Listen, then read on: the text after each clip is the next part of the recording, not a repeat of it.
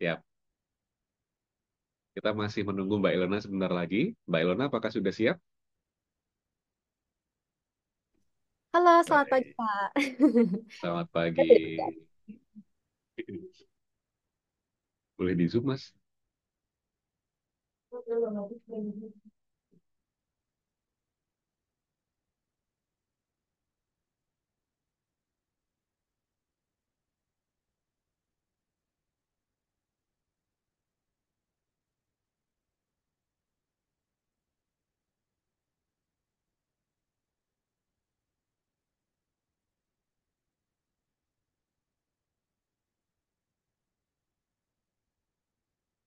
Baik, kita akan segera mulai ya. Ternyata audionya, kita akan coba cek dulu. Untuk di-unmute, Bu.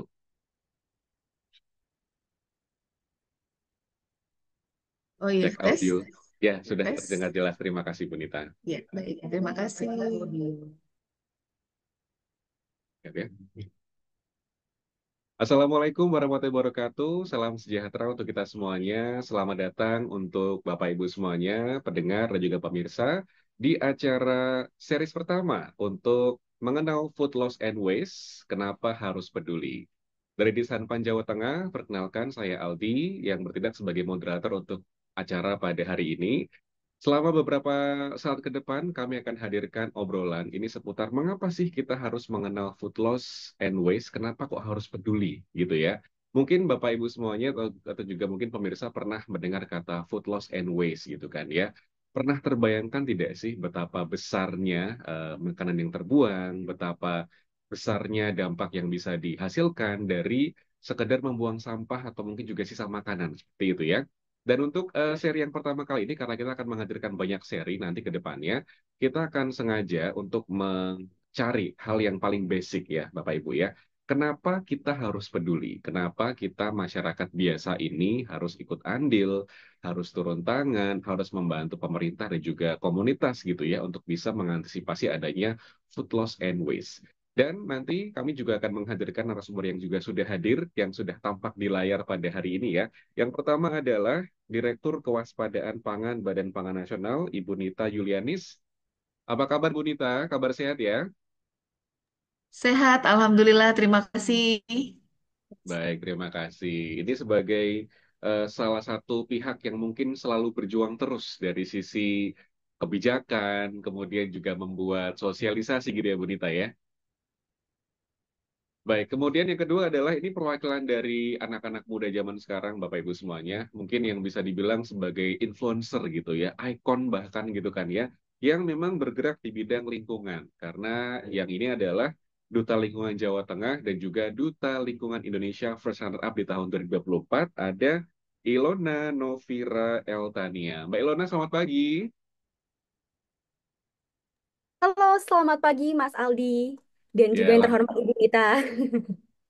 baik, ini mungkin dari dua sisi ya. Kita akan coba melihat Bapak Ibu semuanya bagaimana sih food loss and waste ini harus kita antisipasi gitu ya. Mungkin yang pertama untuk Bu Nita terlebih dahulu nih. Bu Nita sebagai pihak yang bekerja di bidang pengawasan pangan nasional Ibu ya. Kenapa sih ini isu ini menjadi salah satu hal yang harus kita bahas Bu? Apakah memang urgensinya sudah begitu besar gitu ya Bu Nita ya? Silakan.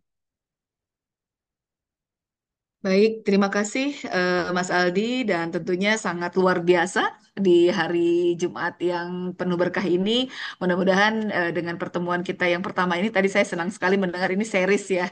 Jadi akan ada rangkaian yang secara sistematis dilakukan untuk kita memahamkan dan bagaimana tentunya aksinya gitu ya. Itu yang paling penting. Nah, tapi sebelum menuju aksinya tadi saya sepakat Mas Aldi bahwa kita perlu memahami kenapa sih harus dilakukan upaya penyelamatan pangan dan tentunya ini inline dengan komitmen tidak hanya di tingkat nasional tapi juga di tingkat global.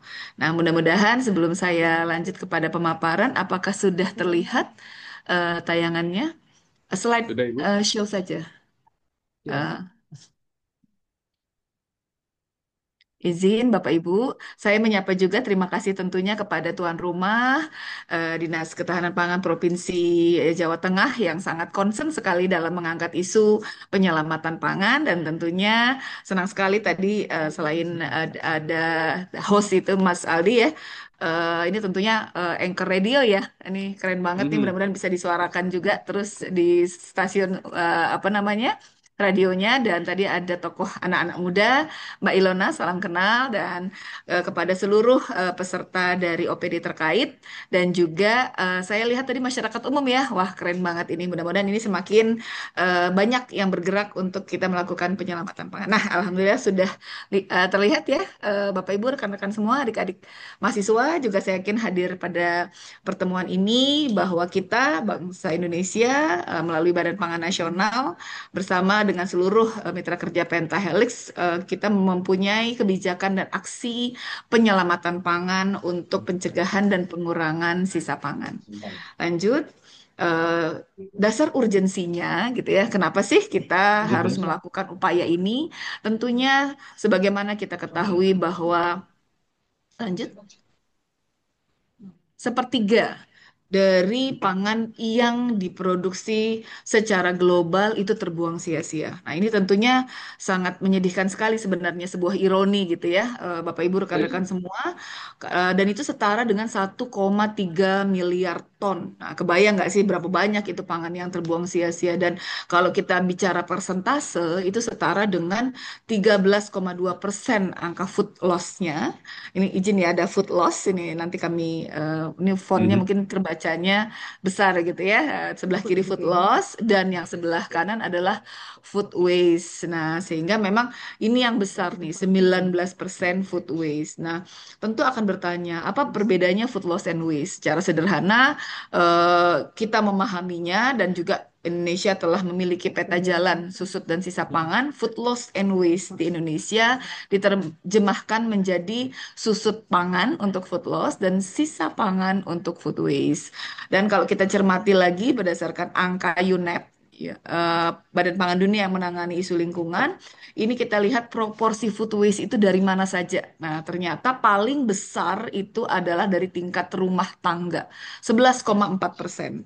Selanjutnya jasa layanan makanan 5,2% dan tentunya dari retail 2,4%. Nah, setelah kita mengetahui proporsi ini, tentunya kita perlu bergerak bersama-sama karena ternyata tersebar di seluruh elemen masyarakat. Dan ini di Badan Pangan Nasional kita mendorong upaya penyelamatan pangan melalui gerakan Selamatkan Pangan dan kita mengkaitkan dua SDG secara langsung.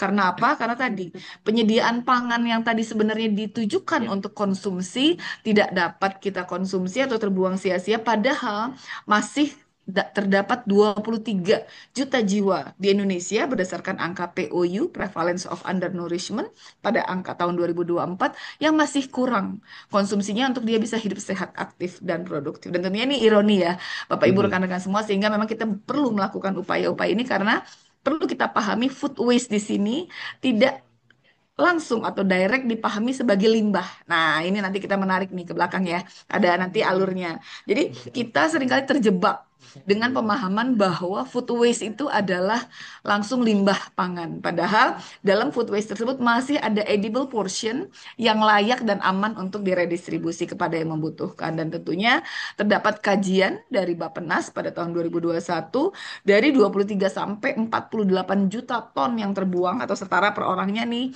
Mas Aldi dan Bapak Ibu rekan-rekan semua, satu orang kita tuh setiap harinya berkontribusi 0,5 kilogram makanan yang terbuang. Jadi besar sekali.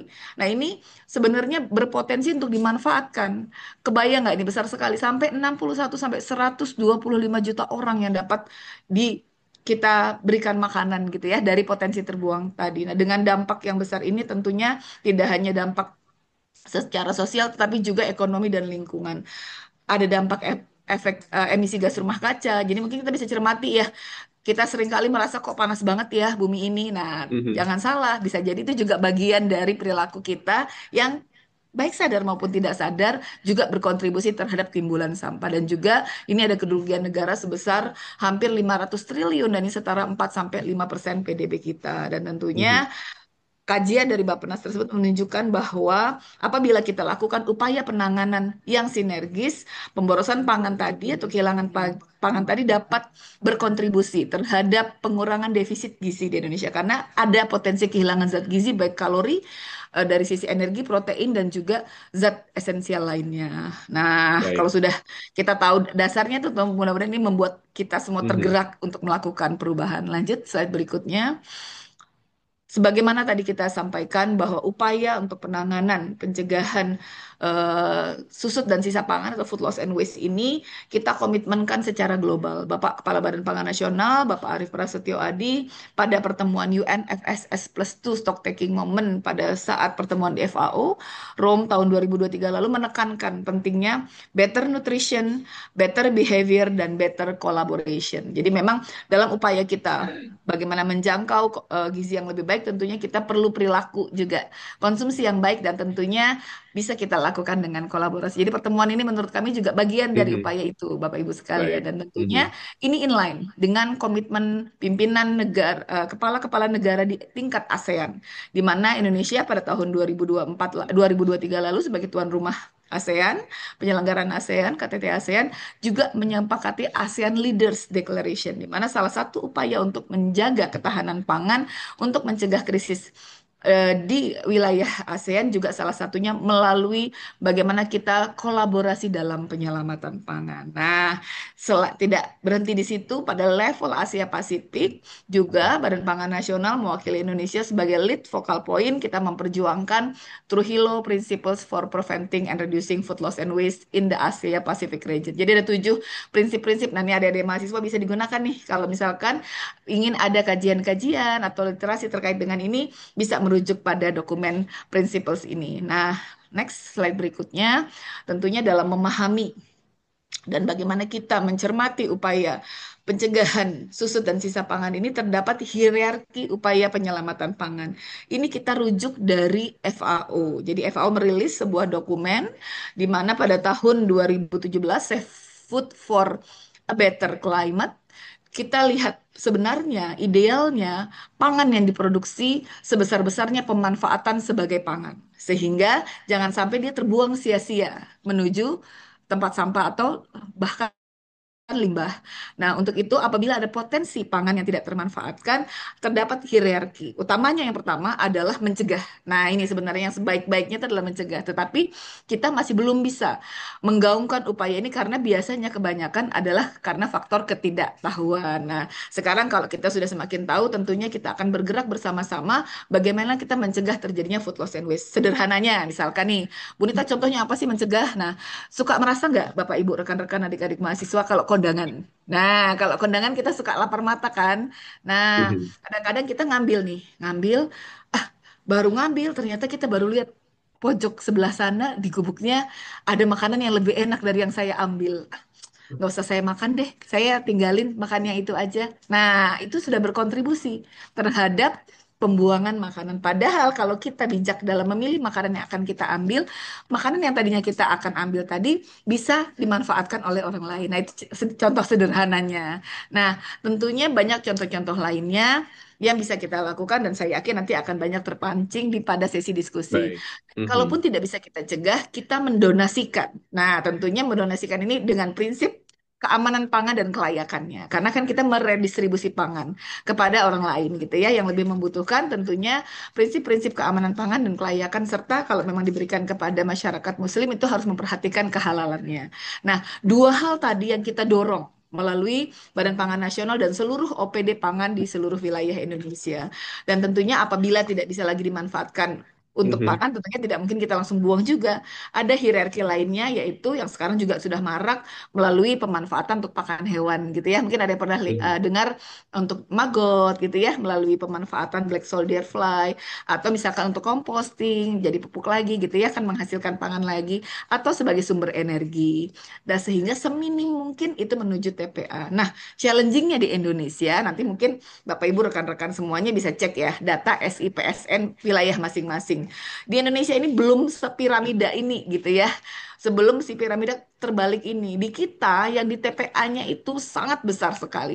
Bahkan sumber dari pangan organiknya itu mencapai 40%. Nah, biasanya ada variasi di tingkat wilayah. Nah, kami selalu mengajak agar seluruh OPD pangan, walaupun tidak menangani sampah, tapi melirik data itu karena kita berkontribusi untuk pencegahannya. Bagaimana tetap menjadi pangan, dimanfaatkan sebesar-besarnya untuk pangan. Nah, ketika kita mengetahui, apalagi sekarang kita lihat nih data plastik 18%.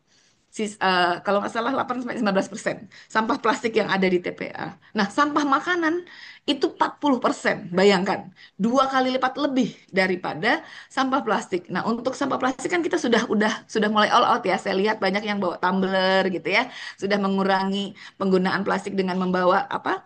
Lipat ya, belanja kantong belanja lipat. Nah, itu kan upaya-upaya kita mengurangi. Nah, setelah kita mengetahui bahwa sampah makanan itu 2 kali lipat lebih seharusnya effort kita 2 kali lipat lebih dari upaya kita menurunkan plastik. Lanjut slide berikutnya. Nah, ini definisi. Tadi kami ingin memahamkan bahwa seringkali kita terjebak dengan kalimat food waste. Saya soalnya seringkali banget ditanya nih, Mas Aldi, Bunita kok Mhm. bagi-bagi sisa makanan, sampah itu kok dibagi-bagi katanya gitu. Nah, makanya kita mendudukkan gitu ya, karena biasanya definisilah yang menjembatani kita. Karena secara global sebenarnya FAO dalam dokumen-dokumennya menyebutkan bahwa food waste itu termasuk di dalamnya edible portion yang tidak dapat dimanfaatkan. Kalau edible itu kan masih layak makan. Tapi karena at some point dia tidak bisa dimanfaatkan sehingga dia terbuang sia-sia. Sehingga memang di sini kita lihat kalau dari sisi food loss dan food waste saya rasa jelas ya Bapak Ibu rekan-rekan, Mhm. kalau food loss mulai dari produksi sampai pemrosesan dan pengemasan. Food waste ranah distribusi pemasaran hingga tingkat konsumsi atau di konsumen.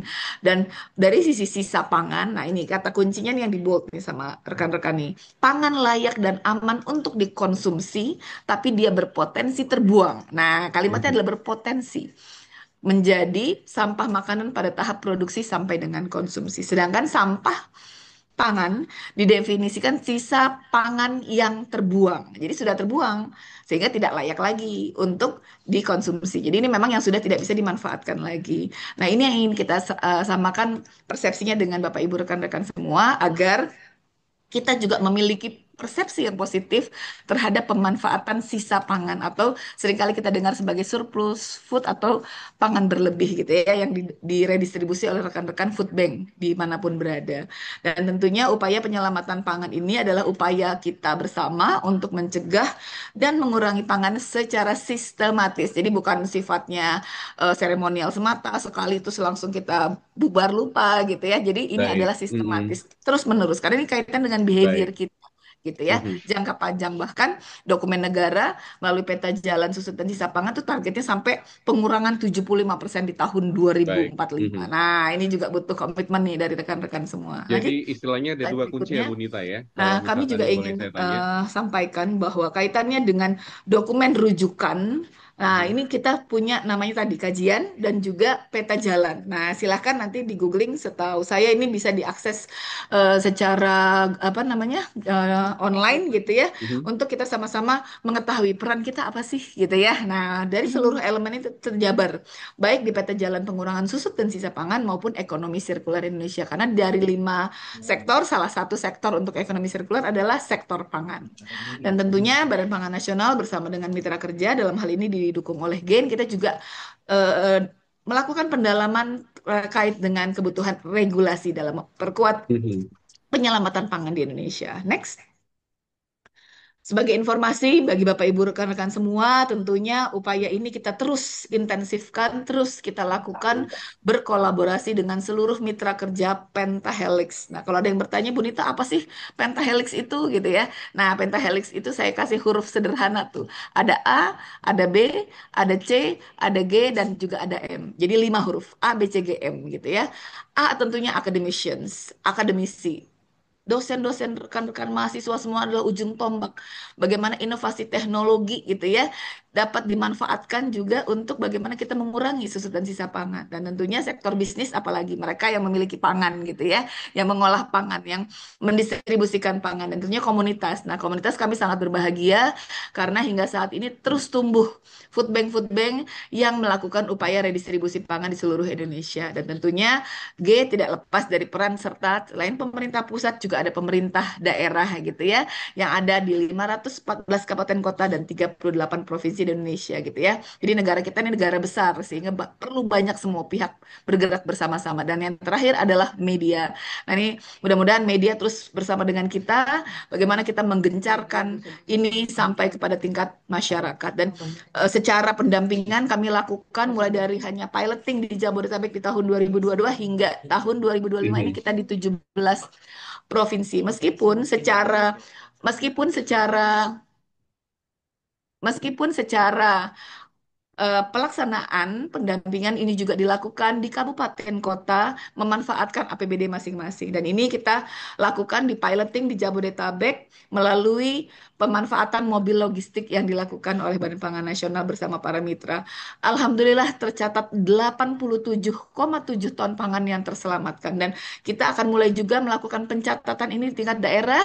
Dan insya Allah ini juga kita akan melakukan inventarisasi ini untuk memberikan evidence base bahwa semua wilayah bersama-sama dengan pusat untuk kita menyelamatkan pangan. Dan kita juga berkolaborasi dengan seluruh entitas, dengan asosiasi jasa makanan, jasa layanan makanan, retail, dan juga ini ada dengan PKK dan tentunya dengan Kementerian Pendidikan. Next slide. Nah, ini juga kita ingin share ke Bapak Ibu rekan-rekan semua bahwa terdapat kerangka kerja bersama dalam upaya penyelamatan pangan di mana Badan Pangan Nasional di tingkat pusat maupun OPD pangan daerah di tingkat lapangan itu juga memiliki kolaborasi antara donatur dalam hal ini penyedia makanan dengan bank pangan untuk kita memastikan penerima manfaatnya adalah masyarakat-masyarakat yang memang membutuhkan. Dalam hal ini spesifikasinya masyarakat rawan pangan, anak-anak, lansia, panti asuhan, ataupun masyarakat secara umum. Dan ini terpantau melalui aplikasi berbasis web yang bisa Bapak Ibu rekan-rekan semua klik gitu ya. Platformnya namanya Stop Boros Pangan nih SBP ya, Aha. sbp.badanpangan.go.id. Jadi kita sedang melakukan migrasi. Jadi saat ini terdapat dua akses. Yang satunya adalah sbp.badanpangan.go.id, sementara ada sbp2.badanpangan.go.id yang melakukan penginputan untuk daerah. Tetapi ke depannya per September nanti, insya Allah kita hanya akan ada satu portal yaitu sbp.badanpangan.go.id. Jadi Bapak Ibu rekan-rekan yang ingin berkontribusi bisa melakukan pelaporan mandiri ya, khususnya untuk sektor intensitas apa namanya jasa layanan makanan maupun industri-industri pangan yang melakukan upaya penyelamatan pangan. Sehingga besar harapan kami tadi tonase yang sudah diselamatkan tadi bisa kita sampaikan ke publik besarannya dan kemana Baik. saja gitu ya untuk Mhm. menjaga Baik. akuntabilitas. Lanjut Ya. slide Bunita, berikutnya. Bunita. Halo Bunita. Dipanggil moderator. Oh iya siap-siap. Gimana Ya, Pak? ini mungkin materinya tahan dulu ya, Bu. Ya. Kita masih punya banyak sesi. Nanti akan saya banyak yang mau saya tanyakan gitu ya. Ya, Bunita, apakah bisa mendengar suara saya dengan jelas, Ibu? Oh, sebentar, saya kayaknya volumenya bermasalah nih. Mhm. Baik.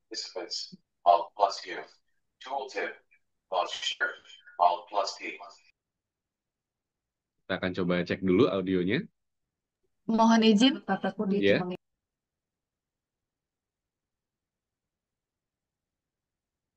Baik, sambil menunggu audio dari Bunita, mungkin juga tadi sudah kita Iya, banyak ya. apakah sudah terdengar?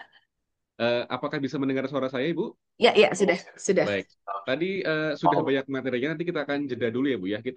Saya nanti masih punya banyak pertanyaan dulu. Ini kan tadi disebutkan bahwa memang kuncinya itu adalah di urgensi dan juga kontribusi gitu ya, Bu ya. Bagaimana harapannya tidak hanya dari pihak dinas saja, tapi juga dari masyarakat juga bisa memberikan banyak sekali andil di sana. Tadi sudah jelaskan banyak sekali nih Bapak Ibu ya. Ada tentang ternyata faktanya adalah bahwa banyak sampah-sampah makanan dibandingkan dengan sampah plastik. Ini jujur membuat saya terkejut ini ya Bu ya. Mungkin kalau kita bahas tentang kontribusi gitu ya, ada komunitas, ada juga masyarakat. Saya mau ke Mbak Elna terlebih dahulu ya. Mbak Elna ini kan sebagai seorang duta lingkungan gitu kan ya. Bagaimana awalnya Mbak Elna kenapa bisa tertarik untuk menjadi seorang duta lingkungan gitu Mbak? Dibandingkan dengan berbagai macam bidang lainnya, karena apa sih kalau boleh tahu nih? Kita ke Mbak Elna terlebih dahulu. Oke, terima kasih banyak ya Mas Aldi atas pertanyaannya luar biasa. Sebelumnya saya ingin mengucapkan terima kasih atas pemaparan dari Bu Nita Yuliana ini luar biasa, sungguh menambah insight saya sebagai perwakilan dari anak muda. Dan keren sekali di Sanpan sudah berhasil menyelenggarakan webinar hari ini. Nah, mohon izin mungkin saya perkenalkan diri terlebih dahulu ya Mas Aldi ya. Mhm, Jadi kan nama saya Ilona, teman-teman bisa panggil saya Ilona di sini. Saat ini saya berusia 22 tahun. Dan saya merupakan seorang duta lingkungan Indonesia 2024 First Runner Up dan juga duta lingkungan Jawa Tengah. Nah, awal mulanya saya itu hobi sekali memasak ya. Jadi berangkat dari hobi memasak itu pasti sering banget dong ya kita melihat sisa-sisa bahan makanan itu terbuang ya. Dan juga kita udah nggak tahu nih, kayak bahan-bahan makanan itu mau diapakan lagi. Nah, berhubung ibu saya ini adalah ibu-ibu dari komunitas Dharma Wanita Persatuan ya, ibu-ibu DWP. Jadi sering sekali komunitas ibu-ibu itu tuh mengadakan workshop tentang lingkungan, kesehatan, dan lain-lain. Dan saya diajarkan oleh ibu saya untuk gimana sih cara mengolah sisa-sisa makanan ini. Kamu jangan buang-buang makanan, karena memang sayang, banyak orang yang nggak bisa makan di luar sana. Nah, jadi saya berpikir melihat tumpukan sisa pangan yang hampir terbuang begitu saja, itu sebenarnya masih bisa diolah lagi. Nah, coba mungkin yang bikin saya tergerak itu lebih ke saya membayangkan ya, Bapak Ibu sekalian, kira-kira dalam satu rumah saja itu udah bisa menghasilkan sisa makanan. Nah, mhm, berapa sisa makanan yang ada dari setiap kepala rumah tangga yang ada di sekitar kita. Nah, inilah yang menjadi inspirasi saya untuk mempelajari pengolahan dan juga bagaimana sih cara kita menanggulangi dari sisa pangan ini. Dan juga mhm, kalau misalkan untuk peduli lingkungan ya Mas Aldi, sebenarnya nggak usah jauh-jauh teman-teman. Cukup dengan kita melihat hal-hal simpel di sekitar kita, di keseharian kita gitu ya.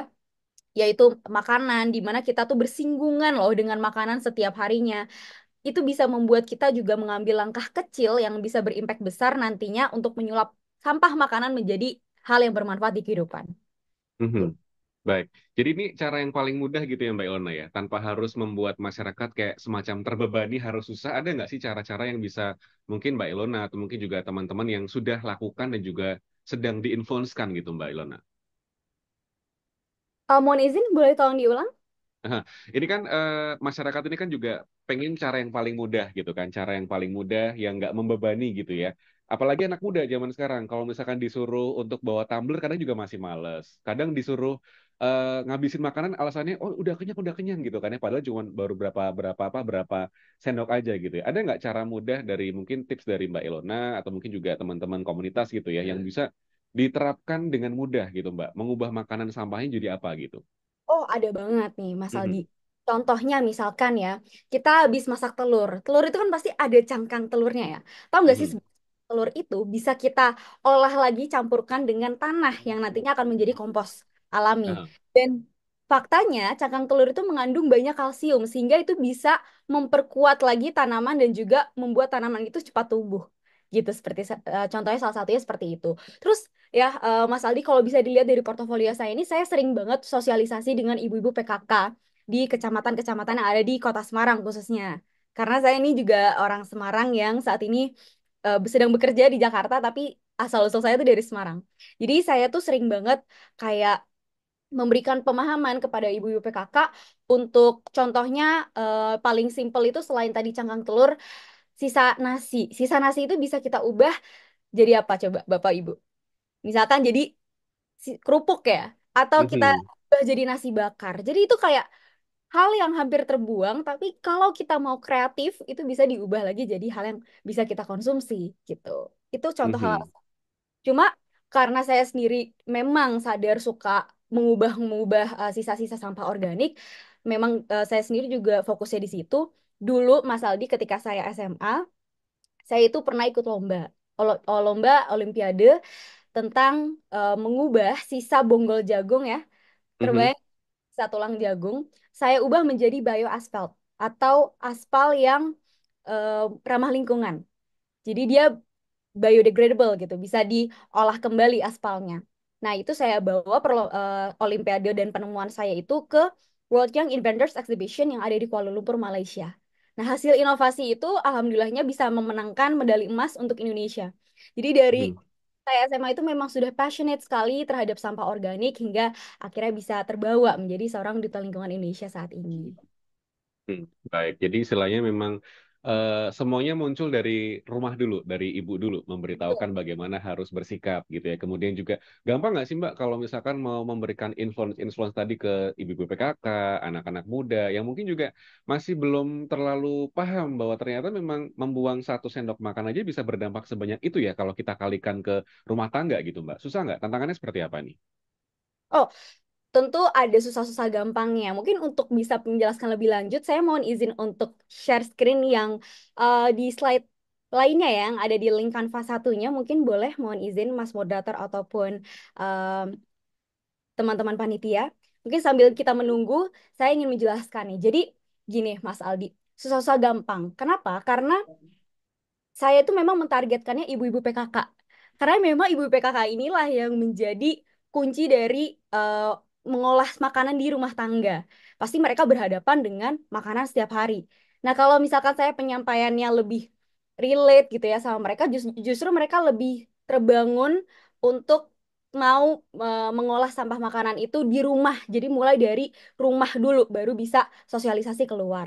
Nah, saya tuh cuma awalnya menyadarkan ibu PKK ini untuk belum sampai ke mengolah sampah organik, tapi membedakan dulu, memilah budaya memilah sampah dulu. Karena masih banyak nih, Mas Aldi, di sekitar kita yang masih belum memilah sampah dengan baik. Karena seperti kita ketahui kan ada 3 jenis sampah ya, sampah Mhm. anorganik dan juga sampah B3. Masih banyak masyarakat yang belum tahu nih cara membedakannya. Nah, saya mulai dari situ dulu. Ketika orang sudah punya pengetahuan tentang budaya memilah sampah, baru deh kita baru bisa mau mengapakan sampah ini gitu. Jadi memang susah-susah gampang, somehow karena si ibu-ibu PKK ini juga relate dengan makanan setiap harinya, tapi di satu sisi ini jangan sampai berkelanjutan kalau buang-buang sisa makanan terus di rumah. Karena nanti semakin lama makin banyak timbulan sampah yang ada di sampah rumah tangga. Coba bayangkan saja satu RW berapa kepala rumah tangga, satu kecamatan pun juga berapa kepala rumah tangga. Jadi memang ini aksi kecil yang saya harapkan bisa berimpact besar dan bisa em, mereka tuh terinspirasi dari mulut ke mulut gitu. Jadi ada aksi nyata dari anak muda untuk menyadarkan khususnya ibu-ibu PKK dan juga ibu-ibu rumah tangga ini. Baik. Kembali ke Bunita mungkin ya. Bunita tadi kan sudah apa ya mendengarkan ya bagaimana sampel baik dari masyarakat gitu ya. Bagaimana masyarakat ini bisa berkomitmen juga untuk membantu pihak-pihak pemerintah juga untuk bisa mengurangi sampah gitu ya. Nah, tadi kan mungkin banyak yang masih belum tahu Bu, food loss, food waste gitu ya. Bedanya seperti apa dan kalau kita kaitkan dengan penjelasan tadi seperti apa nih Bu? Food loss, food waste ini apakah memang masih bisa kita olah gitu ya Bu ya? Baik, terima kasih. Betul sekali, keren buat Kak Ilona ya, yang sudah mulai menerapkan pada tingkat rumah tangga. Karena kalau kita lihat data tadi, memang paling besar di tingkat rumah tangga Ya. ya, sebesar Aha. 40% itu dari rumah tangga. Sehingga kalau kita bisa menggerakkan pada level masyarakat, di rumah masing-masing, dan mulai dari diri kita sendiri, pasti impaknya akan sangat tinggi. Jadi, mungkin bisa dibantu tayangan saya tadi, yang slide definisi. Nah, ini tadi kami sudah mengungkapkan dan ini kita menekankan kembali jadi agar bisa dipahami oleh seluruh rekan-rekan, kemudian juga apa namanya OPD terkait bahwa terdapat perbedaan antara susut pangan dan sisa pangan, food loss and food waste gitu ya. Food loss itu lebih ke arah susut. Jadi kalau misalkan dari target produksi kan tidak semuanya itu ideal ya. Misalkan secara sederhana kita pahaminya untuk apel gitu ya kan ada yang memang dia sesuai standar diproduksinya gitu ya. Namanya juga alam ya, ada yang dia kecil-kecil tuh Mas Aldi, Bapak Ibu rekan-rekan, yang kita sering kenal ugly food atau imperfect food. Nah, apakah dia tidak bisa dimakan?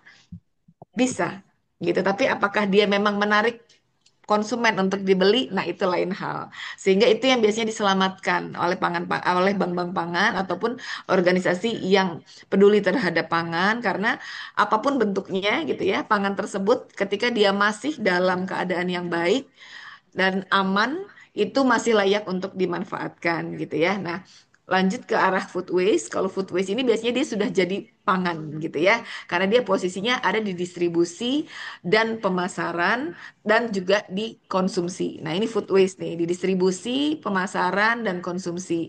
Jadi ada sisa pangan tanda kutip tadi ya, pangan berlebih yang karena satu faktor dia sudah tidak layak apa namanya berjejer di rak gitu ya di retail dan dia harus diturunkan karena faktor dia harus dikembalikan ke distributor tetapi seringkali itu dimusnahkan karena dengan beragam pertimbangan misalkan kosnya akan terlalu tinggi ketika dikembalikan sehingga di-prefer dimusnahkan. Nah, seyogyanya pangan-pangan tersebut selama dia sebelum masa expirednya itu masih sangat layak untuk kita manfaatkan. Itu tersebar mulai dari di pasar, di grosir, di supermarket, pengecer, retail dan juga pasar tradisional. Dari tingkat konsumsi bukan hanya konsumen, tapi juga termasuk di tingkat rumah tangga, di bisnis konsumen, termasuk hotel, restoran, dan juga catering-catering.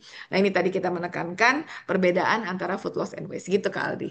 Mhm. Kalau untuk kebijakan-kebijakan yang mengatur ada nggak sih Bu? Misalkan kayak apa restoran gitu ya, atau mungkin juga retail atau hotel itu sebenarnya sudah ada tidak? Bagaimana pengolahannya atau mungkin juga mengantisipasi supaya tidak susut fungsinya, tidak loss gitu ya Bu ya? Ya, jadi secara kebijakan, alhamdulillah sesuai dengan peraturan Presiden Mhm. 12 tahun 2025 ini, kita sudah memiliki dasar untuk kita mengupayakan terjadinya pencegahan baik susut maupun sisa pangan gitu ya. Jadi kita punya target RPJMN-nya sehingga kita memang memetakan peran para pihak tadi berdasarkan peta jalan tadi, Mas Aldi. Sehingga Mhm. kita berharap bahwa peran semua pihak pada setiap tahapan mulai dari pencegahannya sampai dengan penanganannya dan sebisa mungkin kalau dia masih bisa kita redistribusi kita lakukan redistribusi dengan memperhatikan tadi aspek-aspek keamanan dan juga kelayakannya gitu ya. Jadi jangan sampai nanti niat baik gitu ya kita ingin redistribusi pangan tapi ternyata sudah expired gitu ya menimbulkan apa namanya masalah kesehatan seperti diare dan lain-lainnya Mhm. sehingga ini juga yang dijaga bersama-sama dengan para bank pangan atau organisasi penyelamatan pangan di Indonesia gitu ya dari Aceh ada loh Mas Aldi Bapak Ibu rekan-rekan Mhm. semua di Aceh tuh rumah rumah pangan Aceh di Sumatera Utara ada Aksata Pangan, di Lampung ada Ruang Pangan, di Jawa paling banyak gitu ya, mulai dari di Jakarta ada 3, ada Food Bank of Indonesia, Food Cycle, Surplus Peduli Pangan, dan juga SOS ya. SOS ini selain di Jakarta juga headquarternya malah di Bali. Kemudian di Jawa Tengah ada Swarna Loka, Gita Pertiwi gitu ya. Bahkan juga saya dilaporkan sudah ditumbuhkan juga di beberapa kabupaten kota bekerja sama. Nah, ini petanya Mhm. ya. Jadi kita bisa lihat nih Bapak Ibu rekan-rekan. Jadi inovasi ini banyak sekali di Jawa Timur ada Garda Pangan, kemudian juga banyak tempat bekerja sama dengan Basnas gitu dan bahkan ada singkatan unik-uniknya nih Mas Aldi. Jadi kalau di Jawa Tengah kan udah ngehits nih ada Garang Asem ya. Gerakan Sayang Pangan Kota Semarang. Nah, ini upaya untuk bagaimana pemerintah daerah bersama masyarakat menyayangi pangan dengan tidak membuang-buang. Kemudian di Jawa Barat, di kota Tasikmalaya, itu ada Bakul Tasik, bagi-bagi kumpulan pangan berlebih kota Tasik. Di Bogor kemarin ada asinan Bogor Aha. ya, aksi peduli ya, aksi peduli stop boros pangan kota Bogor. Ada Ali Topan nih, Ali Topan Mhm. anak jalanan, oh bukan, Ali Topan Kabupaten Bekasi, aksi peduli stop boros pangan kota Bekasi. Dan masih banyak lagi gitu ya. Dan kami sangat apresiasi ini inovasi-inovasi kece-kece seperti ini juga memudahkan ya bridging Mhm. kepada masyarakat. Ternyata upaya ini juga sangat bervariasi di tingkat lapangan. Demikian Mas Aldi. Baik, jadi memang intinya adalah memudahkan masyarakat di tiap daerah gitu ya Bu ya, untuk Ya, bisa betul. berkontribusi Dan gitu ya. termasuk ada instruksi Mhm, kepala daerah, baik mhm, dalam bentuk ingup maupun surat edaran, yang memetakan kerjasama para pihak. Karena ini kan tidak mungkin hanya pemerintah sendiri gitu ya.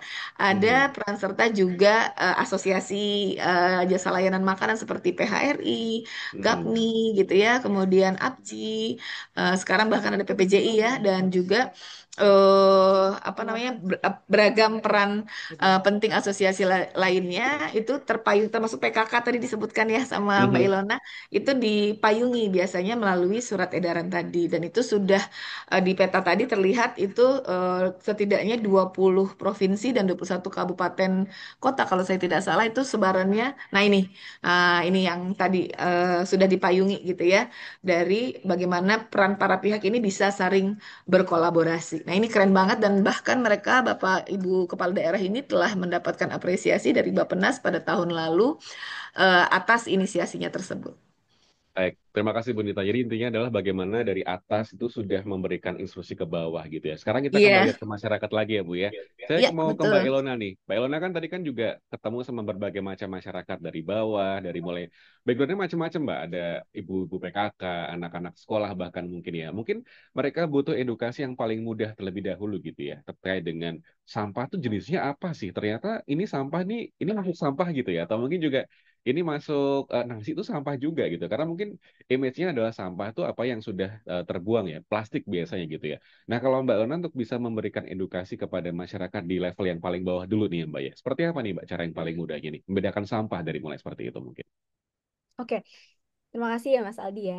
Jadi kalau saya biasa edukasi tentang sampah, saya selalu mengingatkan audiens saya untuk tahu bahwa sampah ini adalah sisa material yang udah nggak diinginkan lagi. Sehingga itu menjadi akhirnya dari suatu proses.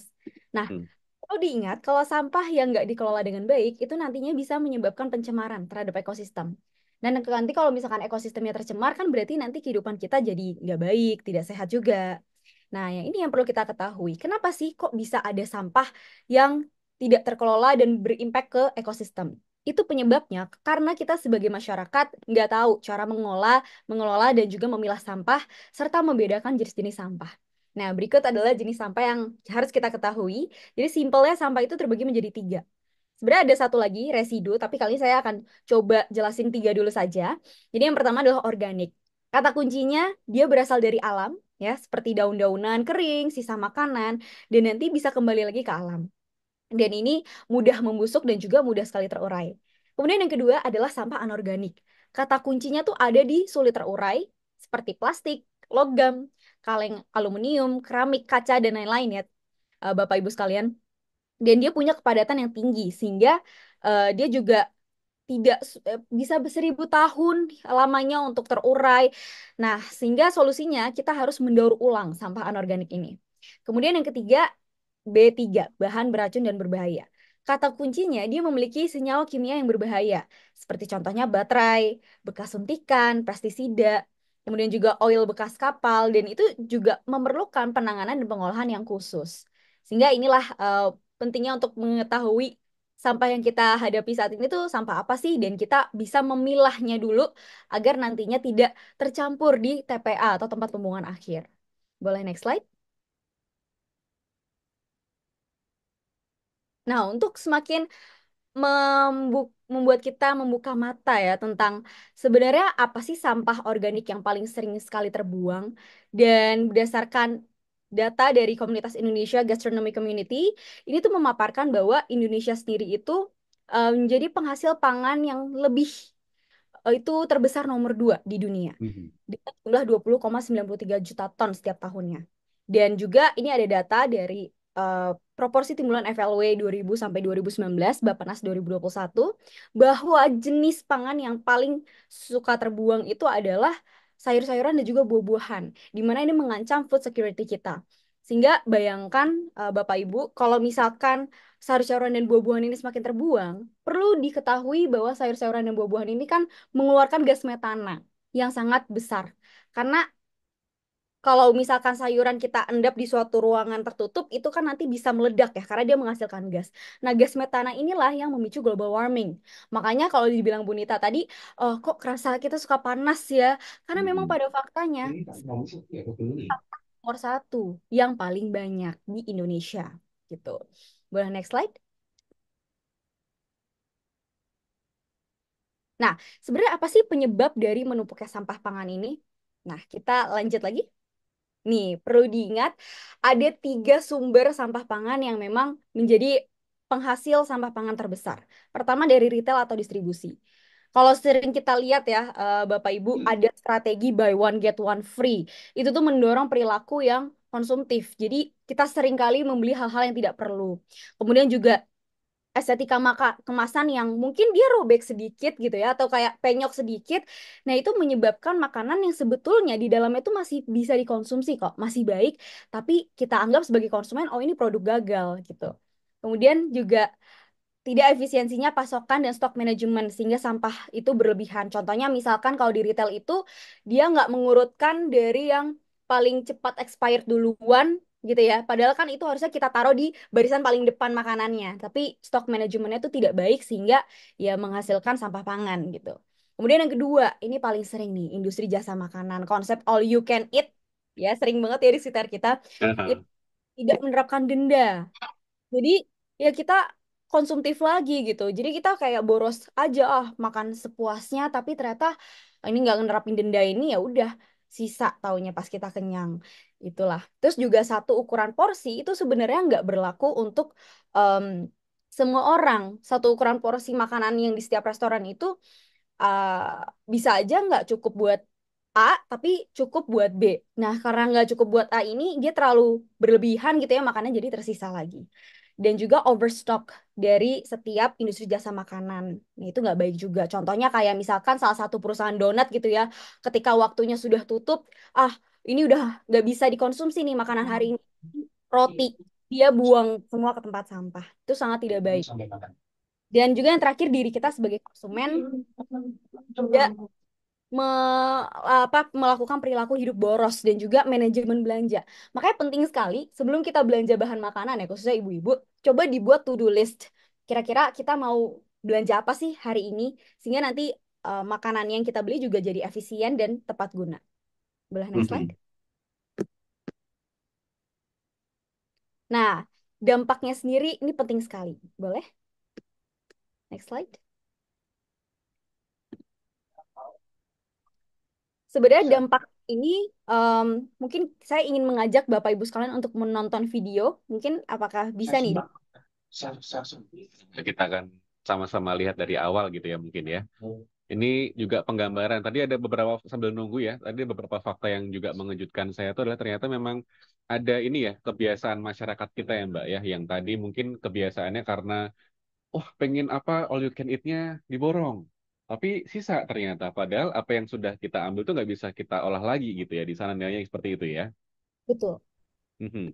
Oke, kita akan coba lihat dulu ini sedikit ada video ya yang mungkin juga kembali mengingatkan kita bagaimana ternyata apa yang kita ambil, apa yang kita makan itu memang harus masuk ke mulut kita atau kita habiskan gitu ya. Karena mungkin yang masih saya lihat adalah bagaimana awareness-nya masyarakat kita nih. Kadang merasa bahwa buah-buahan itu kalau dibuang tuh biasa-biasa aja gitu. Atau mungkin juga sayur-sayuran kalau dibuang biasa aja. Tapi dampaknya besar ternyata. Satu bisa menghilangkan nilai Ketika dari si dunia sedang buah krisis tadi. Kedua juga makanan, bisa membuat Indonesia tadi ya malah panas membuang gitu ya. makanan. Hawanya panas-panas banget gitu ya. Bahkan food Oke, waste di sudah bisa Indonesia kita dengarkan? masih termasuk sedikit dibandingkan Cina, India, dan Amerika Serikat. Sebab jika food waste mereka dijumlahkan, angkanya mencapai 179 juta ton per tahun. Tak heran, sekitar 17% makanan di dunia terbuang begitu saja. Sebenarnya ada banyak faktor yang mendasari perilaku ini. Tetapi yang paling utama adalah perilaku konsumsi masyarakat. Soalnya banyak makanan yang dibuang karena porsi memasak yang terlalu banyak serta pembelian makanan yang impulsif. Sayangnya, cara mengubah perilaku ini tidak semudah membalikan telapak tangan. Walaupun masyarakat sudah mengetahui permasalahan food waste, tapi perilaku tersebut tetap sulit dihilangkan. Padahal jika dilihat lebih dalam lagi, kerugian bukan hanya soal makanan yang berkurang, tetapi juga tanah, air, pekerja, hingga energi yang terbuang sia-sia karena food waste. Yang terparah adalah fakta bahwa makanan sisa ini merupakan salah satu kontributor utama perubahan iklim. Makanan yang dibiarkan membusuk akan melepas gas metana atau gas rumah kaca yang 25 kali lebih besar dibandingkan karbon dioksida. Parahnya lagi, gas ini akan bertahan hingga 12 tahun dan berdampak pada tertahannya cahaya matahari yang masuk ke bumi. Tak heran jika data menunjukkan bahwa sisa makanan berkontribusi pada 20% emisi gas rumah kaca global.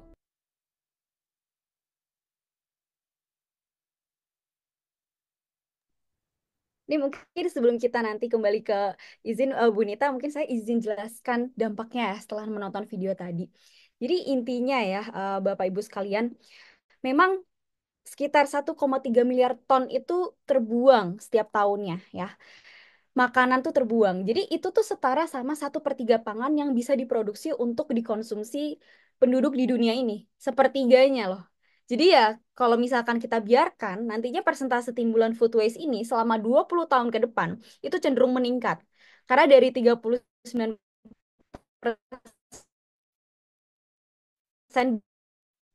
2000-an, itu sampai 2000 nanti dampak yang dihasilkan oleh limbah makanan ini, itu bisa menghasilkan gas metana yang sangat buruk untuk perubahan iklim atau global warming gitu ya. Dan ini benar sekali kata Bu Nita bahwa dari timbulan FLW atau food loss and waste ini justru bisa diestimasikan bisa memberikan makan ke populasi orang-orang di Indonesia sekitar 29-47%. Jadi makanan yang kita buang-buang itu tuh seharusnya bisa loh untuk kita kasih makan orang-orang sekitar 29-47% itu. Sayang banget ya Bapak Ibu kalau Mhm. misalkan kita tidak mulai belajar cara mengolah sampah organik dari rumah gitu.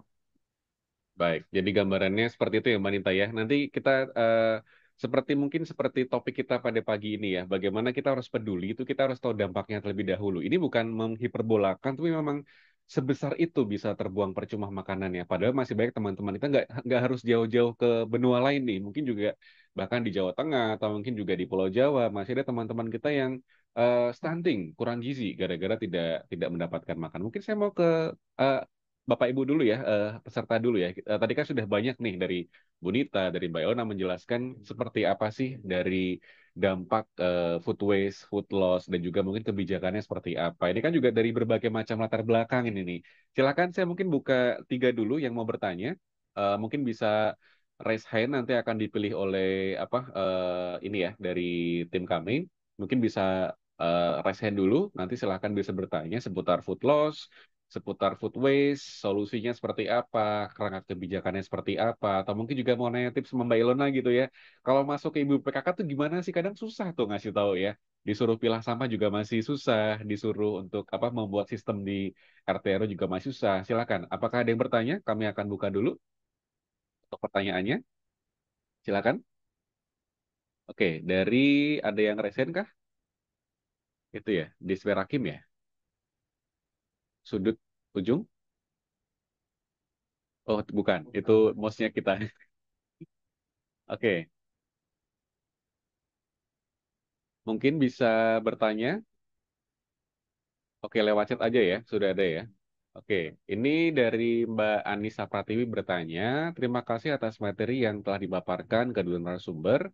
Yang pertama, bagaimana cara mendorong kesadaran masyarakat tentang pentingnya mengurangi food waste di tingkat rumah tangga secara berkelanjutan? Ini mungkin ke Mbak Ilona terlebih dahulu ya. Mbak Ilona, kalau yang sering ketemu sama masyarakat nih ya, dari berbagai macam belahan lah misalkan gitu ya, kita lihat dari tingkat pendidikan dulu, tingkat apa dulu, gimana sih Mbak caranya untuk bisa masuk mengedukasi mereka? Karena kadang ada yang dikasih edukasi sampah, Mbak saya nggak butuh sampah Mbak, saya masih ngurusin yang lain nih, anak saya bahkan apa gitu. Caranya kita masuknya ke masyarakat gimana Mbak Ilona? Oke, ini saya bicara sebagai seorang duta ya. Jadi duta Aha. itu lekat dekat dengan masyarakat karena memang terjun langsung ke lapangan untuk berinteraksi langsung. Kalau dari saya sendiri sih yang pertama tentunya bikin workshop atau pelatihan. Jadi masyarakat ini tahu gimana sih secara praktik ketika membuat suatu bahan yang memang bisa mengurangi sampah organik. Contohnya adalah biowash promik. Kemudian ekoenzim, kalau teman-teman kita sering dengar ya, ekoenzim, itu jadi memang dilakukan workshop, jadi bisa tahu. Kemudian yang kedua, coba deh kita melakukan pemanfaatan teknologi dan inovasi.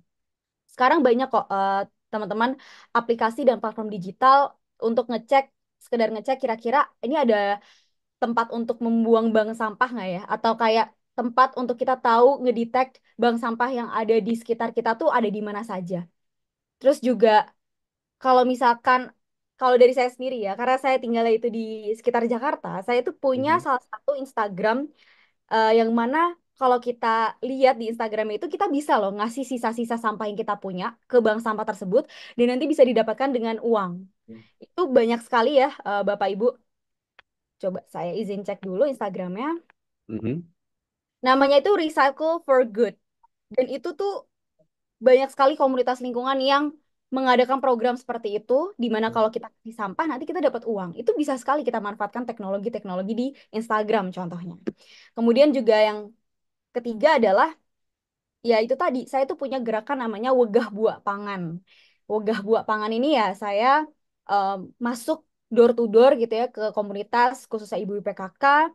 Kemudian saya juga melakukan studi kasus dan mempelajari langsung bagaimana sih cara membuat biowash promik dan juga ekoenzim ini dan kemudian saya sebarkan. Sebenarnya hal-hal simpel seperti itu sih. Tapi kalau misalkan Bapak Ibu bukan bergerak sebagai seorang duta, hanya maksudnya sebagai masyarakat saja, ya bisa memulai dari budaya memilah sampah itu tadi. Coba deh untuk membiasakan sekarang untuk menyediakan 3 tempat sampah yang berbeda, sehingga nantinya pengolahan sampah di tempat pembuangan akhir itu tidak semakin menumpuk karena kita sudah memilah sampah dari sekarang, gitu. Mhm. Kemudian dimulai juga ketika masak gitu ya, bisa untuk memikir kembali nih, memutar kembali otak kita. Ini harus dimunculkan ya rasa kreativitasnya untuk kira-kira sisa-sisa makanan di kulkas ini bisa dibuat apa ya? Saya mau kasih contoh satu lagi, misalkan sisa-sisa kulit udang.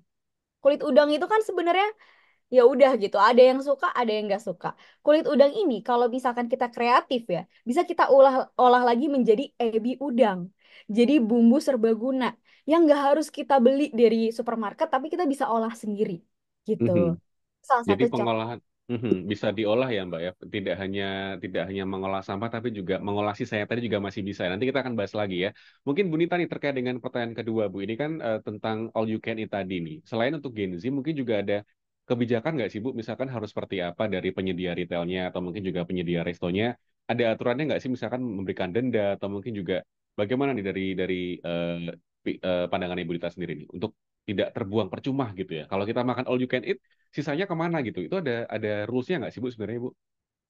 Ya, jadi saya ingin meng-highlight kembali gitu ya, karena upaya pencegahan sisa pangan ini seyogyanya tidak menekankan hanya ketika sudah di ujung, ketika di sampah gitu ya. Kalau sudah di sampah sebenarnya itu sudah terlambat gitu ya.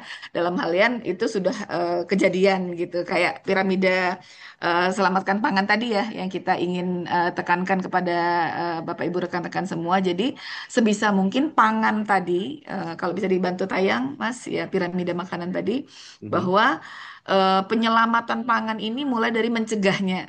Nah, tadi udah ada contoh-contoh dari Mbak Ilona ya, meskipun memang menekankannya pada aspek ketika dia menjadi sampahnya gitu ya, di biokomposer dan lain-lainnya. Nah, tapi tadi ada bagus juga tuh dibunyikan bahwa kita bisa mengolah, nah yang berlebih di kulkas misalkan. Ini sering banget nih kejadian nih. Mungkin Gen Z juga termasuk ya sebelum tadi ke arah apa menu-menu yang buffet tadi ya. Ini menarik karena ini praktek sehari-hari. Seringkali kita membeli secara impulsif. Tadi saya ingat tuh catchy banget dari Mbak Ilona ya. Disampaikan bahwa ada kaitannya dengan bagaimana kita eh, ada kelebihan stok di kulkas gitu ya. Karena seringkali saya juga ibu rumah tangga gitu belanja mingguan. Sebelum tahu ini saya juga kadang tergoda iklan gitu ya atau diskon sehingga membeli di luar list atau kebutuhan gitu ya sehingga saya berharap itu bisa saya oleh selama seminggu. Tetapi kan terkadang kita namanya ibu bekerja, terkadang ada rapat, kemudian ada undangan, ada lainnya gitu ya, yang semula ingin kita olah menjadi tidak bisa kita olah sehingga ini terbuang gitu ya. Jadi hanya mampir saja dia di kulkas, kemudian dia terbuang sia-sia di tempat sampah gitu. Nah, apa upaya kita? Apa peran kita? Nah, tentunya peran kita ini setidaknya ada tiga. Peran kita dalam penyelamatan pangan tadi ya, tentunya mulai dari diri sendiri, itu saya setuju sekali. Karena ketika kaitannya dengan kita, pesan sekarang kan online, pesan mudah ya Kak Aldi ya. Mhm. Tapi wah ada promo nih, tadinya niat satu, beli dua lebih murah, beli dua gitu. Tapi ternyata nggak kemakan. Kita simpan aja di kulkas. Nah, padahal itu juga sebenarnya hanya transit sementara saja sampai akhirnya dia juga ujung-ujungnya terbuang gitu. Nah, jadi kita mulai dari diri kita sendiri gitu ya, secara konsisten. Dan tentunya yang kedua, kita juga mengajak lingkungan terdekat kita gitu ya. Bagaimana tadi memberdayakan masyarakat, tadi mengajak lingkungan terdekat kita. Tadi contoh-contoh praktek baik tadi juga bisa di-share minimal dari gadget yang ada di tangan kita ya. Jadi seringkali Mhm. memang kita mengajak seluruh komunitas bagaimana kita mulai dari diri kita sendiri juga mempengaruhi lingkungan sekitar kita untuk mencegah terjadinya pembuangan pangan atau berbagi pangan berlebih. Itu juga bisa kita dokumentasikan agar masyarakat juga tahu, oh ternyata ini juga bisa dilakukan gitu ya, termasuk Mhm. dengan melakukan aksi penyelamatan pangan. Jadi bisa dilakukan bersama komunitas, bank-bank pangan yang di sekitar gitu ya, atau lebih baik lagi dengan dinas pangan yang ada di daerah masing-masing gitu ya. Tentunya dengan PKK juga kami sering, bahkan kami punya buku series Stop Boros Pangan, aneka olahan menu anti sisa pangan, anti boros pangan. Nanti kita bisa share linknya kalau memang Bapak Ibu rekan-rekan semuanya apa namanya ingin ada linknya itu dalam bentuk e-book. Nah, karena sekarang kan senangannya lihatnya dari handphone ya. Nah, jadi memang ada 7 slide berikutnya, Mas. Ada 8 tips. 8 tips. Slide berikutnya, stop boros pangan nih. Tadi gimana sih mulainya, Bu, untuk melakukan kegiatan gitu yang sederhana, yang mudah, karena biasanya netizen nggak mau repot gitu ya, Kaldi ya. Nah, jadi Mhm. ada 8 tips gitu ya. Yang pertama tentunya ambil makan secukupnya sesuai porsi gitu ya. Jadi jangan lapar mata gitu ya. Seringkali karena lapar mata. Yang kedua tentunya habiskan makananmu. Nah, habiskan makananmu ini penting. Kenapa? Karena eh, pangan yang ada di piring kita bukan hanya dinilai dari harga pangannya. Kan misalkan gini, bukan cuma seporsi 15.000 murah, nggak usah saya habisin, nggak masalah. Tapi perlu kita ingat, agar porsi tersebut lengkap di meja kita atau di piring kita, dia melalui rangkaian yang panjang. Mulai dari subsidi benihnya, pupuknya, irigasinya, diangkut pakai kendaraan gitu ya, kemudian diperdagangkan melibatkan keringat petani, nelayan, peternak, pedagang gitu ya. Nah, tentunya kita harus ingat itu semua sebelum kita tidak menghabiskan makanan kita.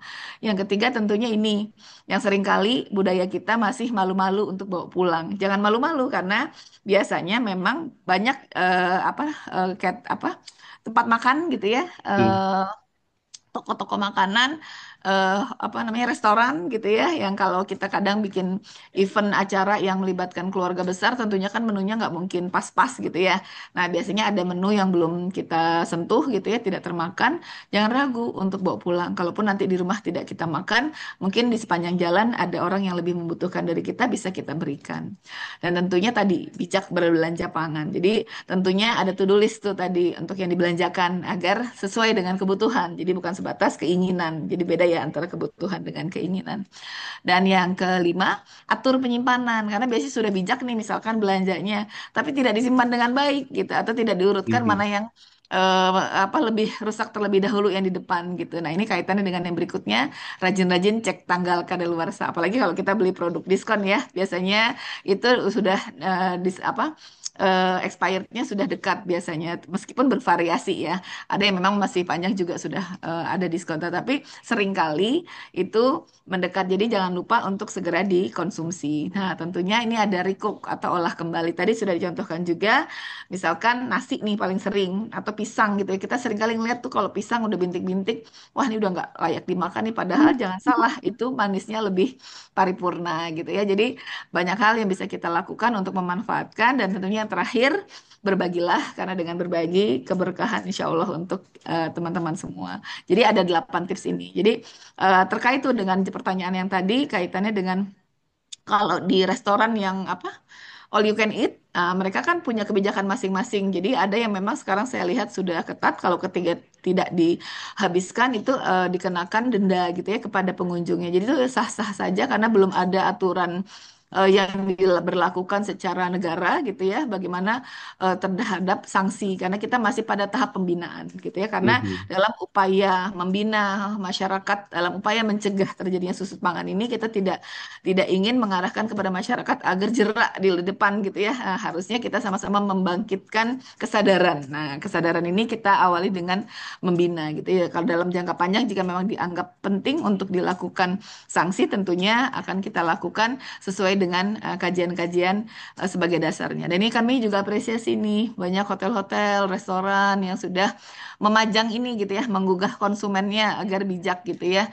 Nah, bahkan beberapa hotel bahkan ada yang mencantumkan kami sudah menyelamatkan sekian pangan gitu ya untuk didistribusikan dalam minggu ini gitu ya. Jadi ini termasuk juga ada contoh baik ini yang dilakukan oleh yang kabupaten ini dulu Mas, Kabupaten eh, Tasik ya.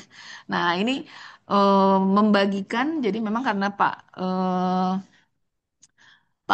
Wali ya itu sangat concern melalui kegiatan Bakul Tasik ini menyasar lansia-lansia yang tinggal sendirian yang punya masalah kesehatan sehingga memang akses terhadap pangannya perlu dibantu oleh pemerintah. Ini menyalurkan dari hotel-hotel. Nah, ini didata nih lengkap sekali. Jadi ada yang mendonasikannya harian, mingguan, bulanan. Ini apa namanya dikembalikan kepada yang ingin melakukan donasi gitu ya. Nah, yang Hmm. mengambil adalah volunteer-volunteer gitu ya yang sudah dikoordinasikan oleh pemerintah daerah Kabupaten Tasik. Dan saya yakin ini juga banyak dilakukan termasuk di Provinsi Jawa Tengah, di kabupaten kota yang ada di Baik. wilayah Jawa Mhm. Tengah. Jadi mungkin Demikian Mas Aldi. bukan hanya food waste tapi juga food loss-nya ya Bu ya. Jangan sampai makanan yang masih berguna itu terbuang fungsinya karena kita masih bisa mengarahkan gitu ya. Ini mungkin juga langsung ke pertanyaan berikutnya dari Mbak Irma ini juga dikaitkan dengan yang tadi nih ya. Bagaimana kalau kita mau memberikan masalah gizi buruk nih untuk bisa menjaga supaya tidak rusak kadaluarsa ketika atau terkontaminasi ketika mau disampaikan kepada masyarakat ya.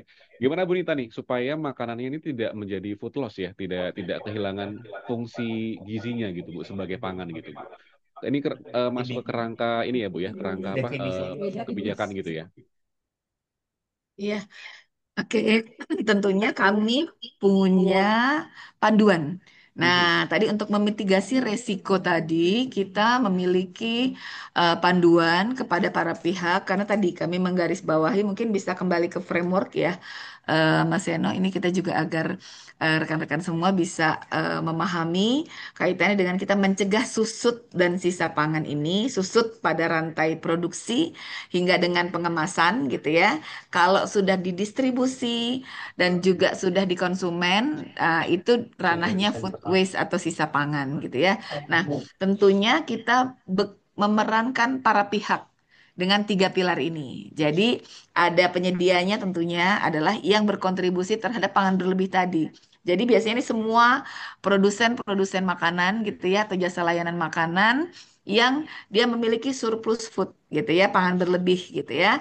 Nah, ini kita konekkan dengan bank pangan karena pangan tersebut harus dilakukan sortir terlebih dahulu gitu ya, kecuali pangan siap saji. Jadi memang di panduan tadi kita memiliki tiga kategori pangan. Yang pertama adalah pangan segar, yang kedua adalah pangan siap saji, yang ketiga adalah pangan olahan. Nah, ketiga jenis pangan tersebut treatmentnya berbeda. Apalagi kalau pangan siap saji gitu ya dari pangan berlebih dari suatu event gitu ya, itu misalkan dari apa resepsi gitu ya, misalkan 3.000 porsi ternyata yang konsumsi baru cuma 2.500, yang 500 yang mau didonasikan itu biasanya direct ke penerima manfaat, tetapi tetap dikonsolidasikan oleh food bank dan penerima manfaatnya sudah diberikan edukasi terlebih dahulu untuk menemukan kenali apakah pangan tersebut masih layak untuk dibagikan kepada anggotanya. Biasanya itu disalurkan ke rumah-rumah yatim piatu, kayak yayasan gitu ya, ke lansia gitu. Dan itu ada tahapan-tahapan sensori untuk memastikan bahwa pangan tersebut secara aroma, secara rasa, secara fisik itu masih aman dan layak untuk dikonsumsi. Jadi memang kesemuanya kita lakukan pengaturan tadi karena pada prinsipnya setiap upaya langkah baik harus disertai dengan upaya-upaya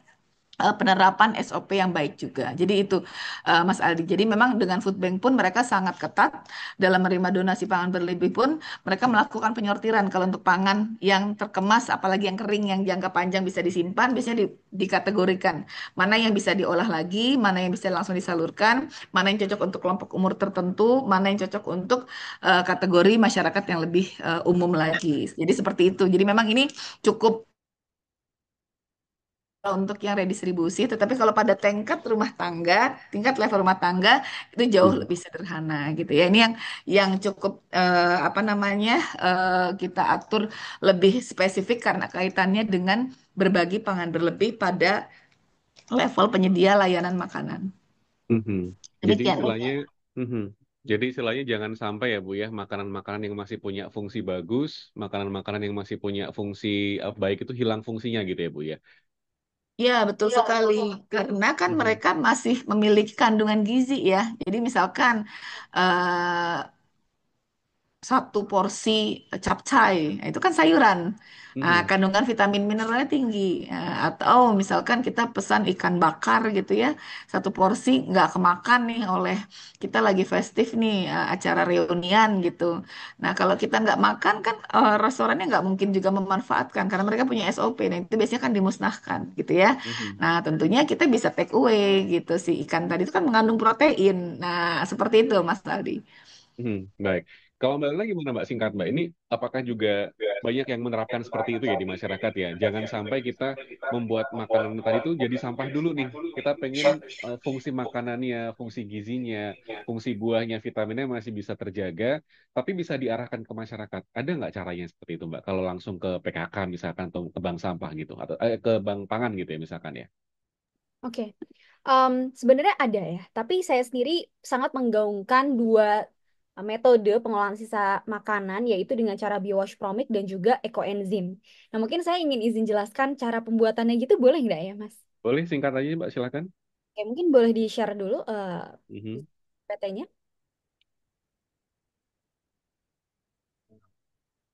Jadi, gini, kalau misalkan kenapa saya menggaungkan dua hal tersebut, karena sebenarnya biowash promik dan ekoenzim ini adalah pembuatan bahan yang sangat mudah sekali bisa kita temukan di sekitar kita. Dia cuma membutuhkan kulit buah, ya, air, dan juga promiknya. Jadi promik itu seperti starter. Cuma tiga bahan saja kita sudah bisa buat di rumah. Dan juga sisa-sisa kulit buah itu kan yang paling sering kita buang ya di rumah. Makanya saya mempelajari dan mendalami tentang dua hal tersebut.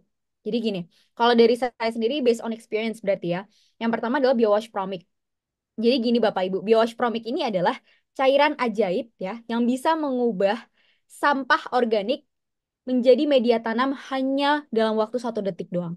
Jadi bayangkan misalkan ada sisa tulang ayam, sisa-sisa tisu, pokoknya sampah-sampah organik, kita tuangkan dengan cairan biowash promik, itu dalam 1 detik itu juga dia sudah bisa jadi media tanam. Media tanam artinya bisa kita uh, taruh biji di situ dan dia nanti akan tumbuh.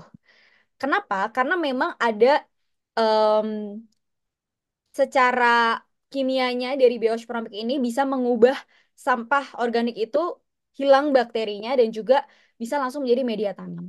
Karena ini adalah cairan fermentasi ya Bapak Ibu. Nah, sebenarnya biosporamik ini saya temukan dari komunitas biosporamik Indonesia, di mana kita bisa beralih dari produk kimia sehari-hari dengan kita membuat sendiri. Jadi biowash promik ini tuh hashtagnya kalau bisa kita ingat sampah hari ini selesai hari ini. Jadi nggak perlu ribet-ribet cari alternatif lain. Cukup kita buat sendiri aja pun juga udah bisa. Nah, ini dari kulit buah, air, dan juga promik. Boleh next slide?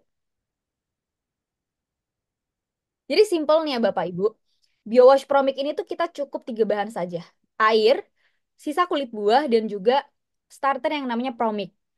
Jadi kalau air ini, airnya yang siap pakai ya, siap layak minum. Jadi BOH Promik ini tuh kita siapkan dalam wadah 7 sampai 8 liter. Kemudian nanti kita isi airnya sebanyak 5 liter.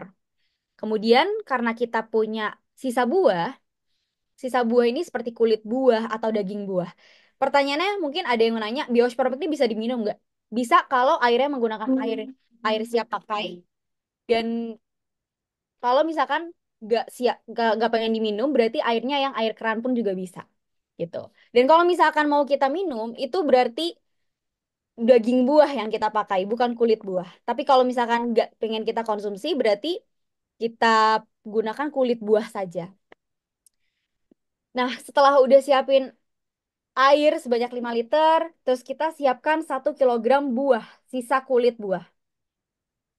Kemudian nanti untuk jenis-jenis buahnya itu sebenarnya bisa pakai apa saja, seperti buah naga, buah nanas. Tapi untuk pemula bisa menggunakan satu jenis buah dulu.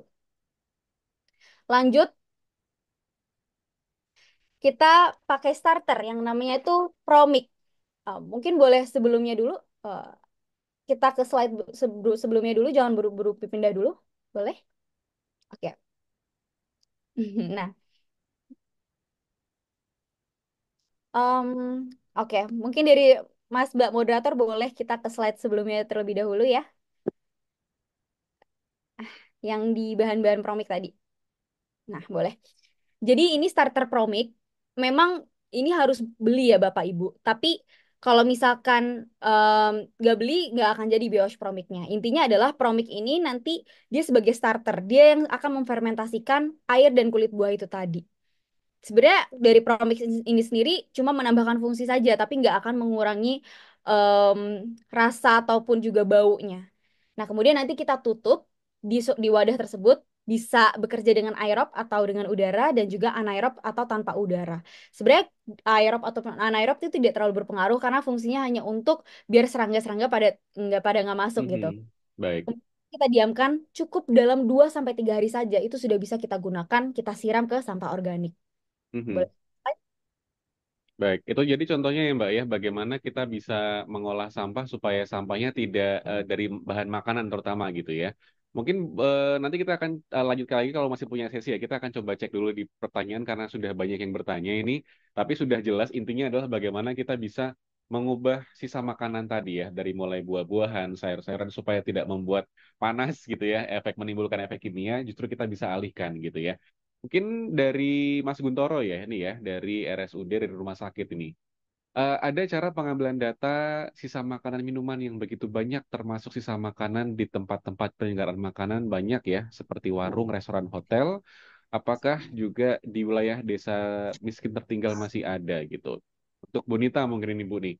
Bagaimana kemudian tadi disebutkan di skema rangkaian tadi ya Bu ya, untuk bisa pendistribusian bahkan juga pengambilan sisa makanan tadi, bahan makanan tadi, ini bagaimana Bu? Apakah memang juga menyasar sampai ke warung-warung bahkan atau mungkin hanya retail-retail besar saja gitu Bu Dita? Ya, terima kasih Mas Aldi. Tentunya kalau target kita menyasar seluruh apa namanya elemen masyarakat gitu ya. Mhm. Tidak hanya apa namanya retail-retail besar tetapi juga seluruh elemen bahkan pakai tadi sampai tingkat individu gitu ya. Kenapa individu penting? Karena jangan lupa Indonesia itu 280 juta jiwa. 1 gram saja satu kali makan kita buang pengkalinya langsung 280 juta gram yang hilang satu kali makan, setara 280 ton. Jadi jangan pernah menganggap sepele langkah kecil dari rekan-rekan semua karena pengkalinya pada saat yang sama itu 280 juta jiwa gitu. Jadi kebayang ya kalau kita buang 1 gram aja dari satu kali kita makan, 280 ton sehari kita 3 kali makan gitu ya. Ketika seluruh masyarakat Indonesia tidak menghabiskan makanannya bahkan 1 gram saja, sedemikian dampaknya. Nah tadi sebelum ke Pak Untoro tadi ya, saya ingin melengkapi yang tadi pertanyaan sebelumnya yang telah juga disampaikan oleh Mbak Ilona. Kalau dari sisi peran dengan PKK, kami juga ingin share ini kita sudah melakukan upaya bagaimana kolaborasi dengan PKK. Bahkan Badan Pangan Nasional, Bapak Kepala Badan telah melakukan MOU dengan Ketua Umum PKK yang menjembatani bagaimana upaya penyelamatan pangan ini dilakukan juga melibatkan kader-kader PKK. Bahkan kami juga ada distribusi pangan, bahkan live cooking demo gitu ya kaitannya dengan pelaksanaan penyaluran pangan ini. Kemudian ini juga kita berikan gitu ya, karena kaitannya dengan tadi ada inovasi daerah, misalkan sebagai contoh kita edukasi kepada waktu itu dengan Ketua Umum PKK Jawa apa DKI Oh, mohon izin Bapak Ibu, ini ada Indonesia Raya, kami jeda dulu karena kami Mhm. harus Baik. berdiri dulu untuk menghormati Indonesia Raya. Terima kasih. Mhm. Iya, Baik, terima ya. kasih Bu Nita gitu ya. Mungkin bisa Iya. lanjut ke Mbak Elna dulu ya, sebagai Gen Z gitu Mbak. Ini kan tadi sudah dijelaskan bagaimana anak-anak muda terutama gitu ya. Yang ini tadi saya juga sempat melihat pertanyaan, tadi ada yang mengatakan bahwa kebanyakan nih yang masih usia 20 tahunan gitu ya. Kadang kalau kita lihat di resto cepat saji, masih banyak yang numpuk gitu Mbak. Tidak hanya piringnya, tapi juga di isinya tuh masih banyak gitu ya. Atau mungkin juga ya kadang kita sering lihat lah pada CFD tapi makanan nggak habis dibuang gitu ya. Sebenarnya kalau sebagai Gen Z juga nih ya mendekatkan kepada anak-anak muda sendiri, kenapa sih mereka ini masih belum paham eh, apa ya ruginya kita membuang satu sendok makan gitu Mbak? Apakah memang gaya hidup Gen Z zaman sekarang tuh kayak ya udahlah yang penting foto-foto aja selesai, kenyang-kenyang nggak bukan masalahnya gitu Mbak? Gimana Mbak Ilona melihatnya? Betul sekali. Yang penting viral gitu ya. Beli makanan viral banyak tapi Foto-foto dulu gitu ya buat IGS gitu ya. well, simpelnya gini, untuk mungkin penyebabnya salah satunya itu. Tapi sebenarnya yang menurut saya jadi gap di sini adalah karena kurangnya keterlibatan. Jadi saya sangat apresiasi Bapak Ibu semua yang ada hadir di sini mungkin dari segala rentang usia. Berarti artinya Bapak Ibu sudah mau tahu gimana caranya mengolah sampah makanan. Dan kalau misalkan ditanya solusinya gimana untuk anak remaja dan juga anak-anak, libatkan mereka. Mungkin untuk yang anak-anak kita bisa buat seperti kayak permainan dan simulasi di mana mereka juga dilibatkan untuk coba deh simulasi supermarket gitu ya. Kita harus punya keputusan belanja yang bijak. Kira-kira kalau ambil ini perlu nggak? Ambil itu perlu nggak? Jadi dilibatkan. Kemudian juga mungkin dari sekolahnya, Bapak di sini ada yang berprofesi sebagai guru, buat modul pembelajaran yang interaktif. Seperti contohnya kayak membuat simulasi masak. Terus juga kalau misalkan sisa masak, suruh mereka untuk coba sisa bahan makanannya masih ada yang bisa diolah nggak atau dibawa pulang atau mungkin sisa-sisa makanannya ini yang justru dimasak gitu. Jadi modul-modul seperti itu. Dan juga buat teman-teman remaja, em, salah satunya mungkin saya bisa kasih contoh ini sih. eh, Coba kalian karena sudah mulai mengerti gitu, sudah besar, ikut komunitas atau klub lingkungan yang memang eh, fokusnya itu pada pengurangan food waste. Atau sesimpel teman-teman juga bisa bawa bekal dari rumah untuk menghemat uang jajan, kita juga bisa kok teman-teman. Dan juga coba untuk eh, kampanyekan atau mencari tahu, karena saya yakin teman-teman remaja di sini juga bisa melibatkan dirinya secara langsung tanpa harus diajak gitu ya. Tapi Mhm. kan kalau mau cari tahu pasti bisa kok. Kemudian Mhm. juga kalau misalkan lagi KKN gitu, saya yakin di sini ada teman-teman mahasiswa. Coba kalau misalkan lagi membuat dapur komunal gitu ya, itu tuh teman-teman bisa dipikirkan kira-kira kita buat strategi food loss ini juga edukasi ke masyarakat. Jadi nggak cuma duta doang, tapi mahasiswa pun juga bisa melakukan kampanye tersebut. Dan juga kalau misalkan lagi KKN gitu, ya coba membuat makanan itu yang memang sesuai dengan porsinya dari teman-teman, jumlah teman-temannya. Ya sebenarnya balik lagi sih, kalau selain bergerak sebagai komunitas, tapi juga harus dimulai dari diri sendiri. Dan Mhm. terakhir nih, kalau Mhm. ibu atau yang sudah dewasa, kalau lagi belanja, coba pakai labeling yang jelas ketika lagi berbelanja makanan. Maksudnya adalah perbaiki dan standarisasi label tanggal kadaluarsa dari makanan itu. Best before versus use by, untuk nantinya menghindari kebingungan dan pembuangan makanan yang sebenarnya masih layak konsumsi. Jadi coba Mhm. kalau kita belanja, dicermati dulu labelingnya. Gitu. Kebiasaan berarti ya Mbak Ilona ya dari rumah tangga ngarahkan ke anaknya supaya udahlah jangan buang-buang makan ini kebiasaan dulu gitu ya. Ini yang sudah raise hand saya mau coba sapa dulu untuk Bu Eni ya dari Biro Kesra ya. Sudah raise hand dari tadi, maaf belum disapa-sapa. Silakan Bu Eni pertanyaannya. Baik, Pak. Terima kasih, Pak. Kami dari Biro Kesra ya, saya ini terima kasih kepada kedua narasumber dari Bapak Nas dan dari Putri Lingkungan Hidup. Ya.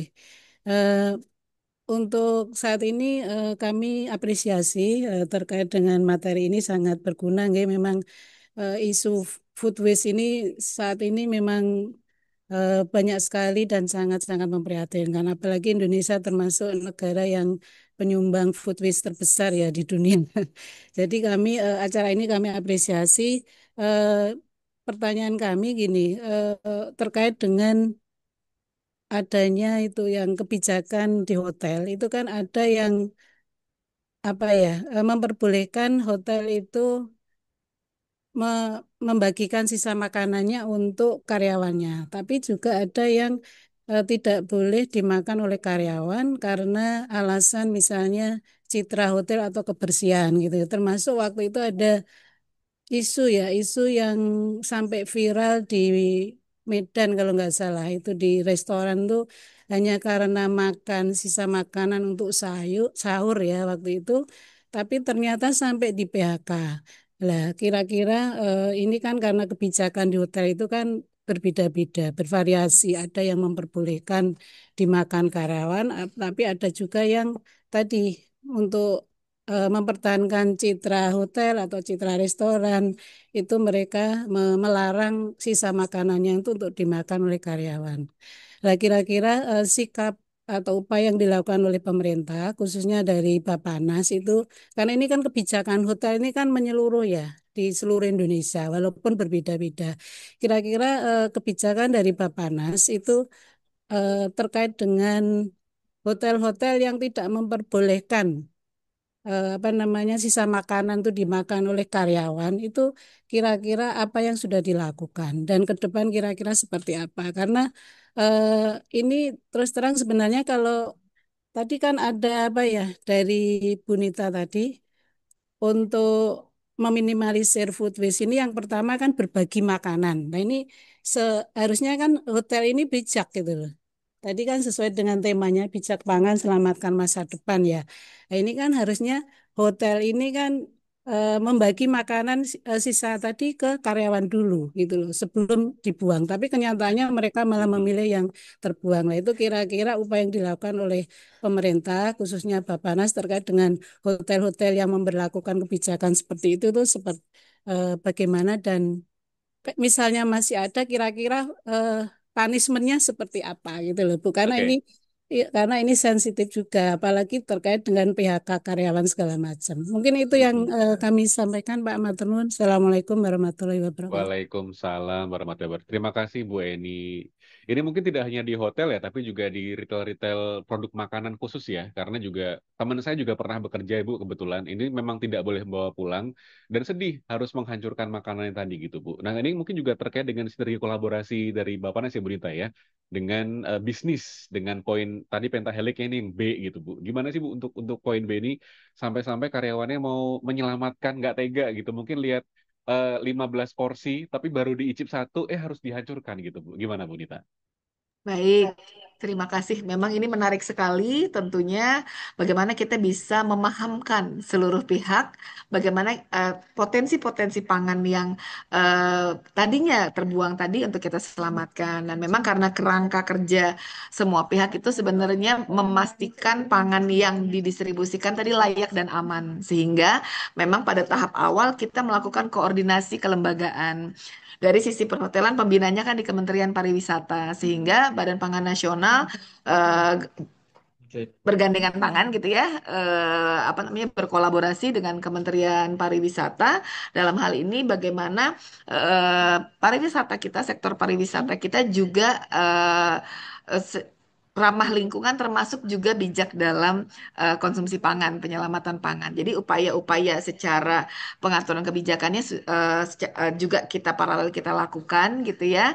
Dan saat ini juga pariwisata Indonesia mengarah pada prinsip sustainability. Nah, kami juga berkonsolidasi dengan PHRI. Jadi mungkin dilihat tadi ya, salah satu MOU yang dilakukan Badan Pangan Nasional dengan Persatuan Hotel Restoran Indonesia gitu ya. Nah, tetapi memang karena anggotanya adalah ratusan gitu ya, kita memang memulainya dulu dengan asosiasinya. Nah, ini memang tadi sudah kita sepakati, kita sampaikan di depan bahwa ini adalah program yang berkelanjutan, terus-menerus. Jadi kita memberikan praktek-praktek baik dari perhotelan yang ada untuk menjadi insight bagi yang lainnya. Misal sebagai contoh mungkin bisa diarahkan slide yang hotel JW Marriott ya.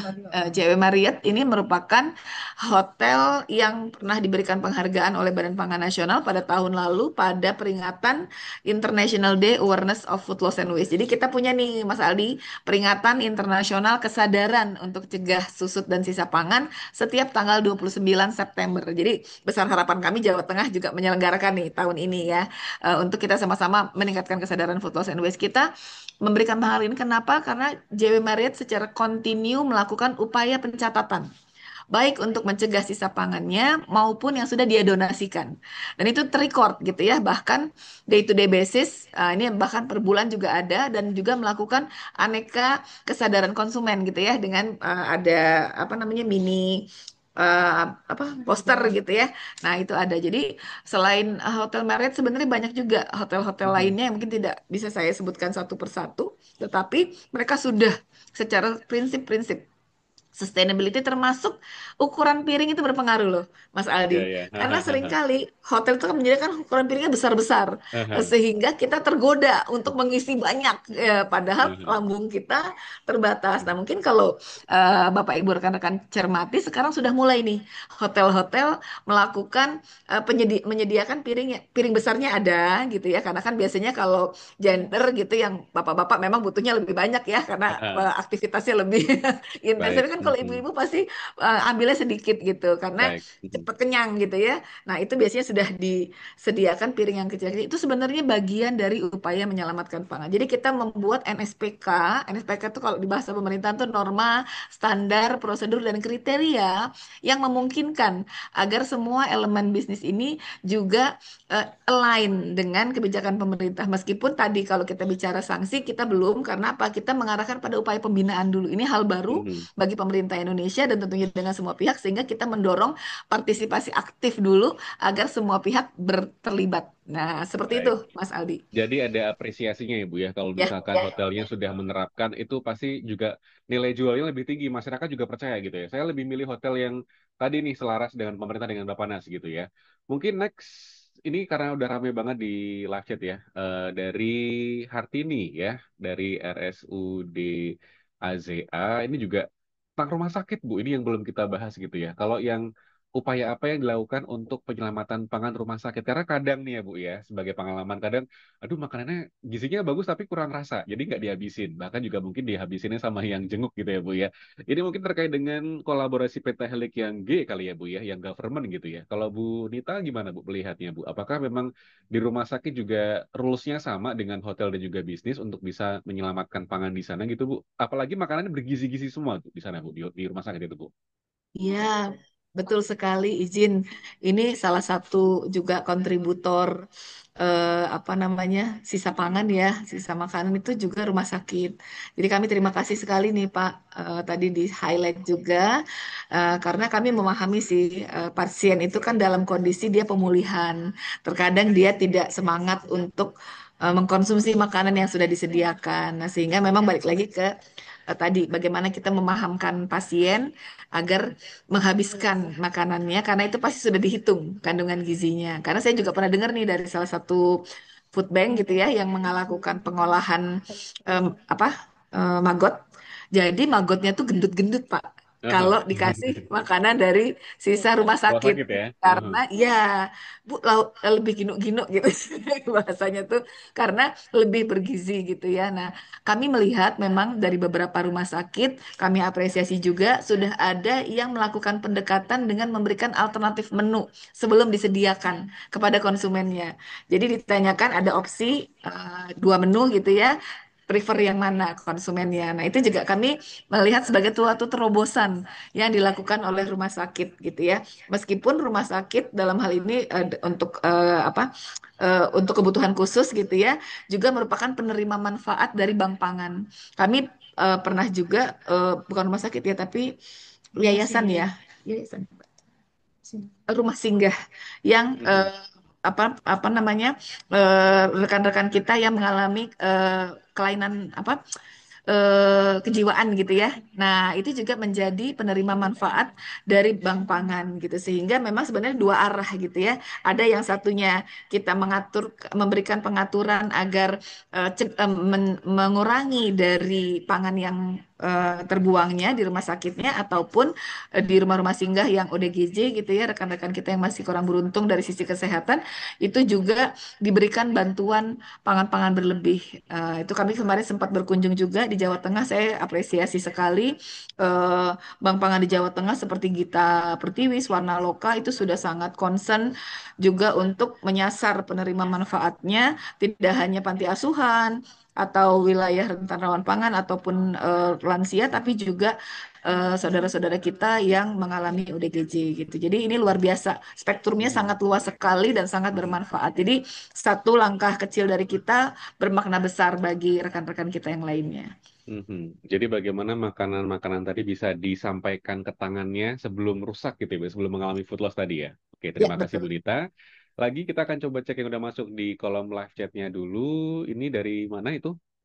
Dari merek HP ya, bukan dari nama ya itu ya. Oke. Untuk food waste loss kaitannya dengan perilaku mungkin perlu pendidikan dini itu seperti yang disampaikan oleh Mbak Ilona tadi ya gitu ya. Apalagi dengan program MBG pemerintah gitu ya, supaya tidak menjadi food waste sehingga arahnya akan mengurangi timbunan sampah organik TPS atau di TPA gitu. Kalau Mbak Ilona sendiri melihat gimana Mbak? Detail lingkungan ini ya, melihat bagaimana program-program pemerintah kan kadang ada yang harusnya bisa bermanfaat. Tapi kembali nih, di masyarakatnya nih diberikan makanan bergizi gratis, kadang bukannya dihabiskan, malah meskipun ada yang dibungkus gitu ya, tapi juga kadang malah merasa, ah bukan, aku kan sukanya makanannya sushi, kenapa hari ini dikasihnya ayam gitu misalkan gitu ya. Jadi edukasinya gimana sih Mbak untuk memberikan orang tua mungkin yang punya anak-anak sekolah gitu ya, supaya ya kembali nih harus dihabiskan, jangan sampai nanti menjadi food waste gitu, atau bahkan food loss gitu. Gimana Mbak Ilona? Oke. Sebenarnya saya kalau misalkan bicara tentang sebagai seorang duta ya, saya lebih pengen condong fokusnya ke pemerintah dulu. Jadi Mhm, kalau misalkan kalau bisa saya boleh kasih pendapat, sebenarnya ini balik lagi ke kualitas dan preferensi. Meskipun memang makanan bergizi, tapi kalau kualitasnya kurang baik atau rasanya tidak enak dan nggak sesuai sama preferensi lokal, nah makanan tersebut ya automatically pasti cenderung akan dibuang sama anak-anak khususnya ya yang masih sekolah. Dan ini yang bisa menjadi penyebab food waste itu jadi signifikan lagi meningkatnya. Dan juga mungkin yang kedua, salah satunya adalah porsi yang tidak tepat ketika membuat program makanan gizi gratis ini. Jadi intinya adalah porsi yang tidak tepat ini ada kemungkinan yang mana porsi yang disediakan terlalu besar atau tidak sesuai dengan selera penerima. Nah, kemungkinan ini juga akan menambah food waste yang lebih signifikan lagi. Sehingga hal-hal inilah yang bisa saya sarankan untuk tanggulangi atau dicegah agar tidak menjadi eh, peningkatan lagi. mhm, Dan berarti, sorry, saya lihat tadi ada komen tentang produsen ya. mhm. Coba boleh di-scroll dulu Mas Admin, produsen. Pada intinya sebenarnya Ya, hal tersebut dan juga variasi menu dan kualitas.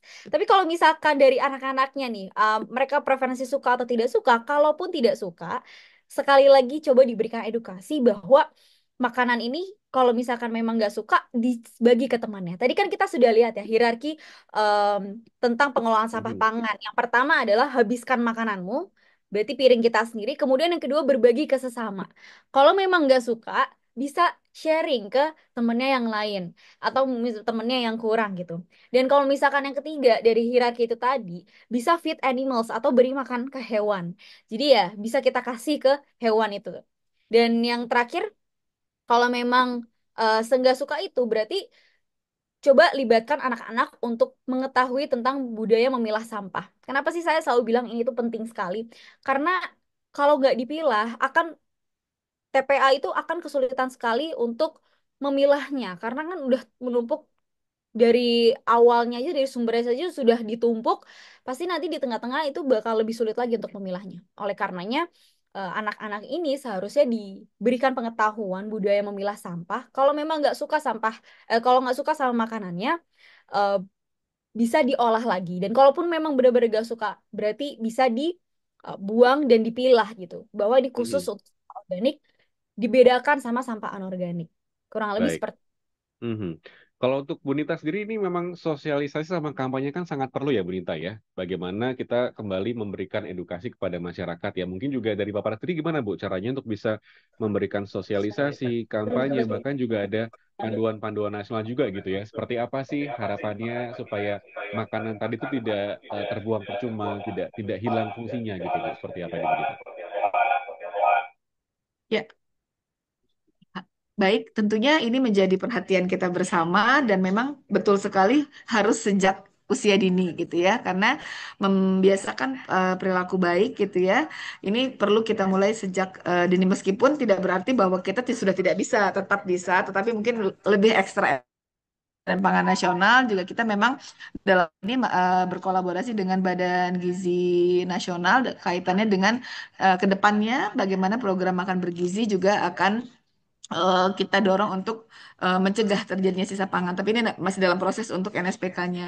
Nah, kaitannya dengan edukasi kepada anak-anak ini, tentunya kami punya jingle. Nah, karena Mhm, kan biasanya kalau anak-anak tuh lebih mudah mendengarkan lirik-lirik lagu ya. Nah, jingle ini juga kita edukasikan pada saat itu Badan Pangan Nasional punya kegiatan juga pemberian kudapan, bukan makan bergizi ya, tapi kudapan tinggi protein pada tahun 2023-2024 sebelum terbentuknya Badan Gizi karena ada amanat gizi di Badan Badan Pangan Nasional itu kami selipkan juga literasi tematik. Nah, literasi tematik ini kita salah satu ikonnya adalah kita membiasakan anak-anak selain juga cuci tangan gitu ya, mensyukuri makanan dengan berdoa disertai dengan mereka menghabiskan. Jadi biasanya ditunjukin nih piring kosongnya gitu. Itu kan langkah mudah ya. Ayo anak-anak setelah makan tunjukkan piring kosongnya. Kenapa? Karena kandungan gizi dalam porsi tersebut sudah dihitung pastinya mhm, oleh ahli gizi. Nah, itu harus dihabiskan sama anak-anak. Kalau tidak, tidak akan mendorong untuk kaitannya dengan tumbuh kembang mereka. Nah, ini jinglenya. Mungkin nanti bisa diklik aja karena kalau saya tayangkan ini memakan waktu 3 menit gitu ya. Nanti apa memakan waktu dari talk show ini. Jadi nanti ini bisa diklik saja YouTube-nya dan ini bisa dijadikan background sebenarnya nih Mas Aldi. Jadi kami mhm, apresiasi juga daerah banyak sekali yang melakukan kegiatan-kegiatan kampanye Stop Boros Pangan menggunakan lirik jingle Stop Boros Pangan ini sangat catchy gitu. Kalimat mhm. yang sering kita dengar itu adalah makan, makan, makan, makan harus habiskan, jangan biarkan jadi sampah dan dibuang. Nah, itu ada lanjut-lanjutan. Tapi yang paling mudah gitu ya. Bahkan ketika saya eh, tayangkan ke para mitra kerja yang luar negeri, mereka mudah sekali tuh melafalkannya, makan-makan makannya.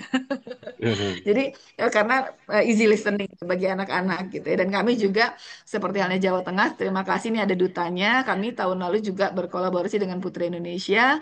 Kami melakukan kampanye di beberapa sekolah gitu ya.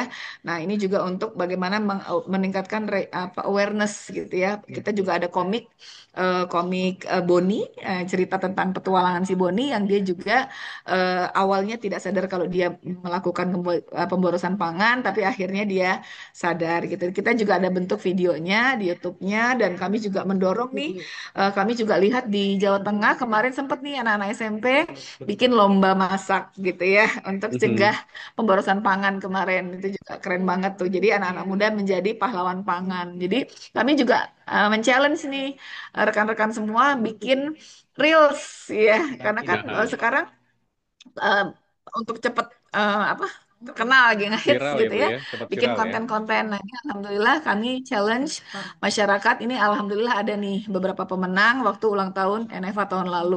Ternyata masyarakat kita sudah mulai melek loh kaitannya dengan cegah sisa pangan atau pemborosan pangan ini. Dan kita juga berkolaborasi dengan radio, TV, dengan PKK juga ada apa namanya obras ya, obrolan Mhm. ringan tapi santai. Obrolan apa obrolan santai kaitannya dengan pemborosan pangan. Ini juga ada tematik Ramadan dan lain-lainnya dan juga kami pernah dengan Korpri karena kita harus menggerakkan ASN nih untuk juga stop boros pangan. Jadi banyak sekali upaya literasi literasi yang kita dorong, dan kami juga saat ini sedang penjajakan dengan Kementerian Pendidikan, khususnya Direktorat PAUD ya, usia dini. Jadi mudah-mudahan nanti kita akan segera pasti informasikan kepada Bapak Ibu semua ketika sudah ada literasi-literasi yang bisa kita share kepada publik. Nah, ini ada contohnya nih, video edukasinya. Ini bisa diakses di YouTube dan bisa digunakan juga oleh Bapak Ibu ketika melakukan literasi ke wilayahnya masing-masing. Ini sangat bisa open access gitu ya. Mhm. Demikian, Baik. Mas Aldi. Jadi kembali ya Bu ya, banyak cara yang bisa dilakukan untuk kita kembali mempengaruhi atau menginfluence anak-anak muda zaman sekarang, apalagi anak kecil gitu ya, dengan lagu, dengan jingle. Tadi suaranya berarti juga bagus loh, kita apresiasi dulu ya. Bagus suaranya Bu tadi Bu. Dan mungkin juga langsung nyantol di kepalanya anak-anak. Jadi mereka ketika mereka lagi mau makan, mau dibuang, ingat sama si Boni atau mungkin juga ingat sama lagu-lagu tadi gitu ya. Baik, ini karena waktu untuk tanya jawab sudah habis juga, apakah masih bisa atau kita skip aja? Satu lagi ya. Oke. Satu lagi, ini mungkin yang belum dibahas tentang tadi nih ya, batas expired itu dari Purbalingga juga, Mas Yudi ya, yang kadang tuh sulit untuk kita baca, bahkan juga kurang mencolok oleh dibaca konsumen gitu ya. Kalau misalkan untuk tulisan expirednya seperti apa, atau mungkin juga kalau kita kaitkan dengan banyak program-program di retail gitu ya, itu kan juga kadang ada beli dua gratis satu, itu juga untuk bahan-bahan yang mau expired lebih murah harganya dulu gitu ya, atau mungkin juga promo-promonya gitu ya. Tapi kadang masyarakat juga masih takut nih, udah mau expired masih bagus nggak nih nilai gizinya gitu ya. Mungkin ke Mbak Elna dulu singkat nih Mbak nih, sebagai masyarakat gimana Mbak kalau misalkan melihat ada tadi nih misalkan promo harga potongan harga gitu ya, atau mungkin juga termasuk yang aware nggak sih kalau mau beli produk makanan gitu ya, itu harus dicek dulu nih dari expirednya sendiri. Oke, baik. Terima kasih Mas Aldi. Jadi pada intinya yang saya maksud labeling itu adalah coba teman-teman dan Bapak Ibu sekalian menerapkan prinsip FIFO namanya. Jadi first in, first out. Barang yang kita beli pertama kali, itulah yang keluar pertama kali juga. Jadi jangan kayak, oh misalkan beli telur hari ini, kemudian nanti kita beli telur lagi yang kita masak adalah telur yang paling baru kita beli. Jangan. Tapi justru kita mengolah dan juga memasak barang-barang yang sudah ada dulu di rumah gitu. Kemudian yang kedua, coba Bapak Ibu cari tahu ilmu tentang strategi penyimpanan yang tepat. Suhu yang tepat, kemudian juga wadah kedap udara itu seperti apa. Jadi nanti penyimpanan bahan makanan kita tuh tidak sia-sia. Contohnya misalkan buat kulkas sendiri, coba atur suhu kulkas itu di bawah 5 derajat gitu ya. Atau freezer berarti minus 18 derajat. Itu adalah basic knowledge yang sebenarnya sudah harus diterapkan di dalam rumah tangga. Terus juga kalau misalkan penyimpanan makanan di tempat yang kering, itu ya cuma bisa seperti makanan-makanan yang kering, contohnya kayak sereal, pasta, ataupun juga kalengan gitu ya. Terus kalau wadah kedap udara, coba untuk makanan-makanan yang basah itu gunakan wadah kedap udara atau Ziploc bag. Jadi itu Mhm. makanan kita tuh tetap segar gitu. Dan juga pemisahan makanan juga penting. Pisahkan daging-daging mentah dari makanan yang memang sudah siap makan untuk menghindari kontaminasi silang gitu. Terus juga em, tadi pertanyaannya kan tentang labeling juga ya. Berarti ini lebih ke strategi sih. Terus juga coba dilihat dari suatu produk best before-nya untuk tahu indikator kualitas dan keamanan, kemudian juga production date-nya, tanggal kapan produk ini diproduksi. Karena ini penting karena Bapak Ibu bayangkan ya, kalau misalkan kita beli makanan dan kita nggak cermat tentang itu semua, terus kita pikir, ah makanan ini kok rasanya rada-rada asam atau nggak enak.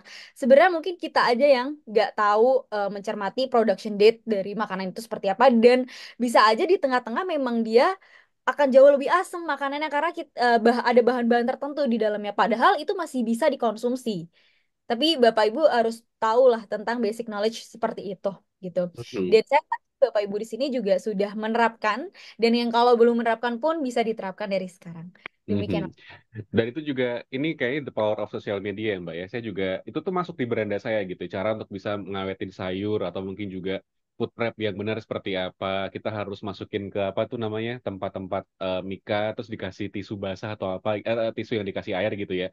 Fungsinya supaya lebih awet di kulkas gitu. Ya. Memang labeling itu penting. Jadi kalau Bapak Ibu semuanya membeli produk makanan diurutkan gitu ya. Ini mau sebelah mana digunakan dulu, jangan random tiba-tiba sudah beli baru, menunya ganti gitu ya. Misalkan seperti itu ya. Baik, ini sepertinya pertanyaan sudah mewakili semua sisi ya, dari mulai food loss sudah ada, food waste sudah ada, kebijakan juga sudah ada, dan semoga juga sesi kita ini meskipun sangat singkat, tapi juga di sesi awal ini harapannya sudah bisa memunculkan sikap kenapa harus peduli gitu ya. Ini juga kami informasikan juga untuk Bapak Ibu semuanya, nanti bisa didapatkan sertifikatnya di link ya. Nanti bisa cek dulu linknya seperti apa. Nanti juga materi yang disampaikan Bu Nita, Mbak Ilona ini akan kami sampaikan juga gitu. Saya mau closing statementnya ke Mbak Ilona terlebih dahulu nih Mbak. Sebagai seorang duta mungkin ya, yang masa trainingnya kan mungkin di tahun kemarin sampai dengan sekarang sudah ada hitungan panjang gitu ya. Apa sih yang membuat Mbak Ilona ini merasa bangga sebagai seorang duta lingkungan gitu ya, melihat bagaimana di tengah banyaknya kondisi masyarakat ini, masyarakat seperti apa sih Mbak untuk bisa tetap menjaga makanan supaya tidak menghasilkan food loss, bahkan juga food waste. Apa yang paling berkesan bagi Mbak Ilona selama bertugas sebagai seorang duta gitu? Baik, Mas Aldi. Ini karena saya duta, saya akan sedikit seperti motivator ya. Jadi selalu paham bahwa kalau kita merusak alam, artinya kita merusak diri kita sendiri. Karena tanpa adanya alam, kehidupan kita tuh juga nggak pernah ada, Bapak Ibu. Sehingga setiap butir nasi, setiap helai sayur itu adalah kehidupan. Karena dibuatnya pun juga sama eh, para petani dan juga farmer gitu ya, yang juga hidup. Oleh karenanya kita coba untuk sedikit lebih menghargai, jangan biarkan makanan yang kita punya ini berakhir sia-sia, dan juga kita start menjadi hero atau pahlawan makanan di rumah kita sendiri. Sehingga dari ladang ke piring, setiap makanan itu pasti punya perjalanannya, sehingga jangan biarkan perjalanan itu berakhir sia-sia di tempat sampah. Seperti itu. Baik, jangan sampai berakhir sia-sia di tempat sampah. Bu Nita, seperti apa nih Bu, sebagai pihak yang mungkin banyak berpegangan atau mungkin juga bertemu langsung dengan pengatur kebijakan atau mungkin juga masyarakat. Ini sudah masuk di pertengahan tahun Bu, mungkin bisa disampaikan lagi apa yang nanti akan dilakukan di sisa tahun ini dan juga pesannya untuk masyarakat seperti apa nih Bu Nita nih? Baik, terima kasih tentunya seru sekali ya. Banyak hal sudah kita bahas pada pagi hari ini dan tentunya mudah-mudahan ini menjadi langkah ke depan kita yang semakin kuat ya karena tadi pentahelixnya sepertinya sudah semakin paham nih untuk bagaimana bisa berkontribusi dan khusus untuk pemerintah daerah kami titipkan pesan bahwa karena sebagian besar pemerintah daerah saat ini dalam proses penyusunan RPJMD.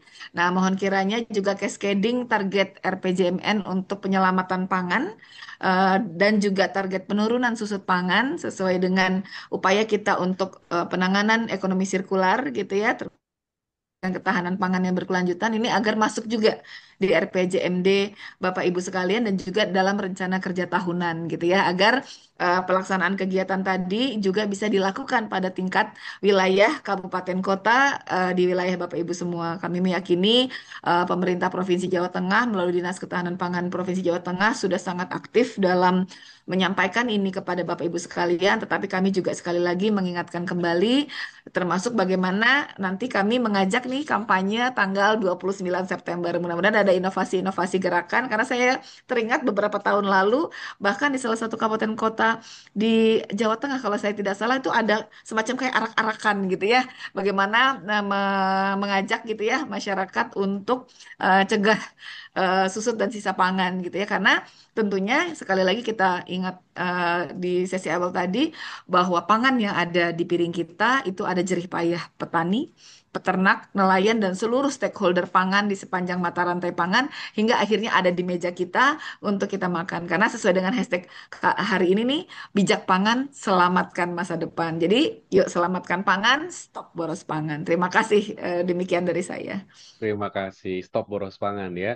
Mungkin selain pemerintah juga Mbak Elona itu juga mau memberikan apresiasi kepada peserta yang 300 jumlahnya pada hari ini ya, luar biasa. Ini tidak hanya dari OPD tapi juga ada perguruan tinggi, masyarakat, dan juga mungkin komunitas ya. Ini baru seri yang pertama debut kami dari Disanpan memberikan edukasi kepada masyarakat dan juga mungkin kepada seluruh pemirsa YouTube ya bahkan ya. Nanti kita akan hadirkan seri-seri berikutnya, topik-topik lain seputar pangan ya. Yang pertama kami akan tutup dulu untuk sesi kali ini. Terima kasih kepada Direktur Kewaspadaan dari Bappenas Ibu Nita Yulianis dan juga kepada Duta Lingkungan Jawa Tengah Mbak Ilona Noviria sudah memberikan banyak pengalamannya banyak memberikan good influence kepada seluruh pemirsa YouTube di Sanpan ya.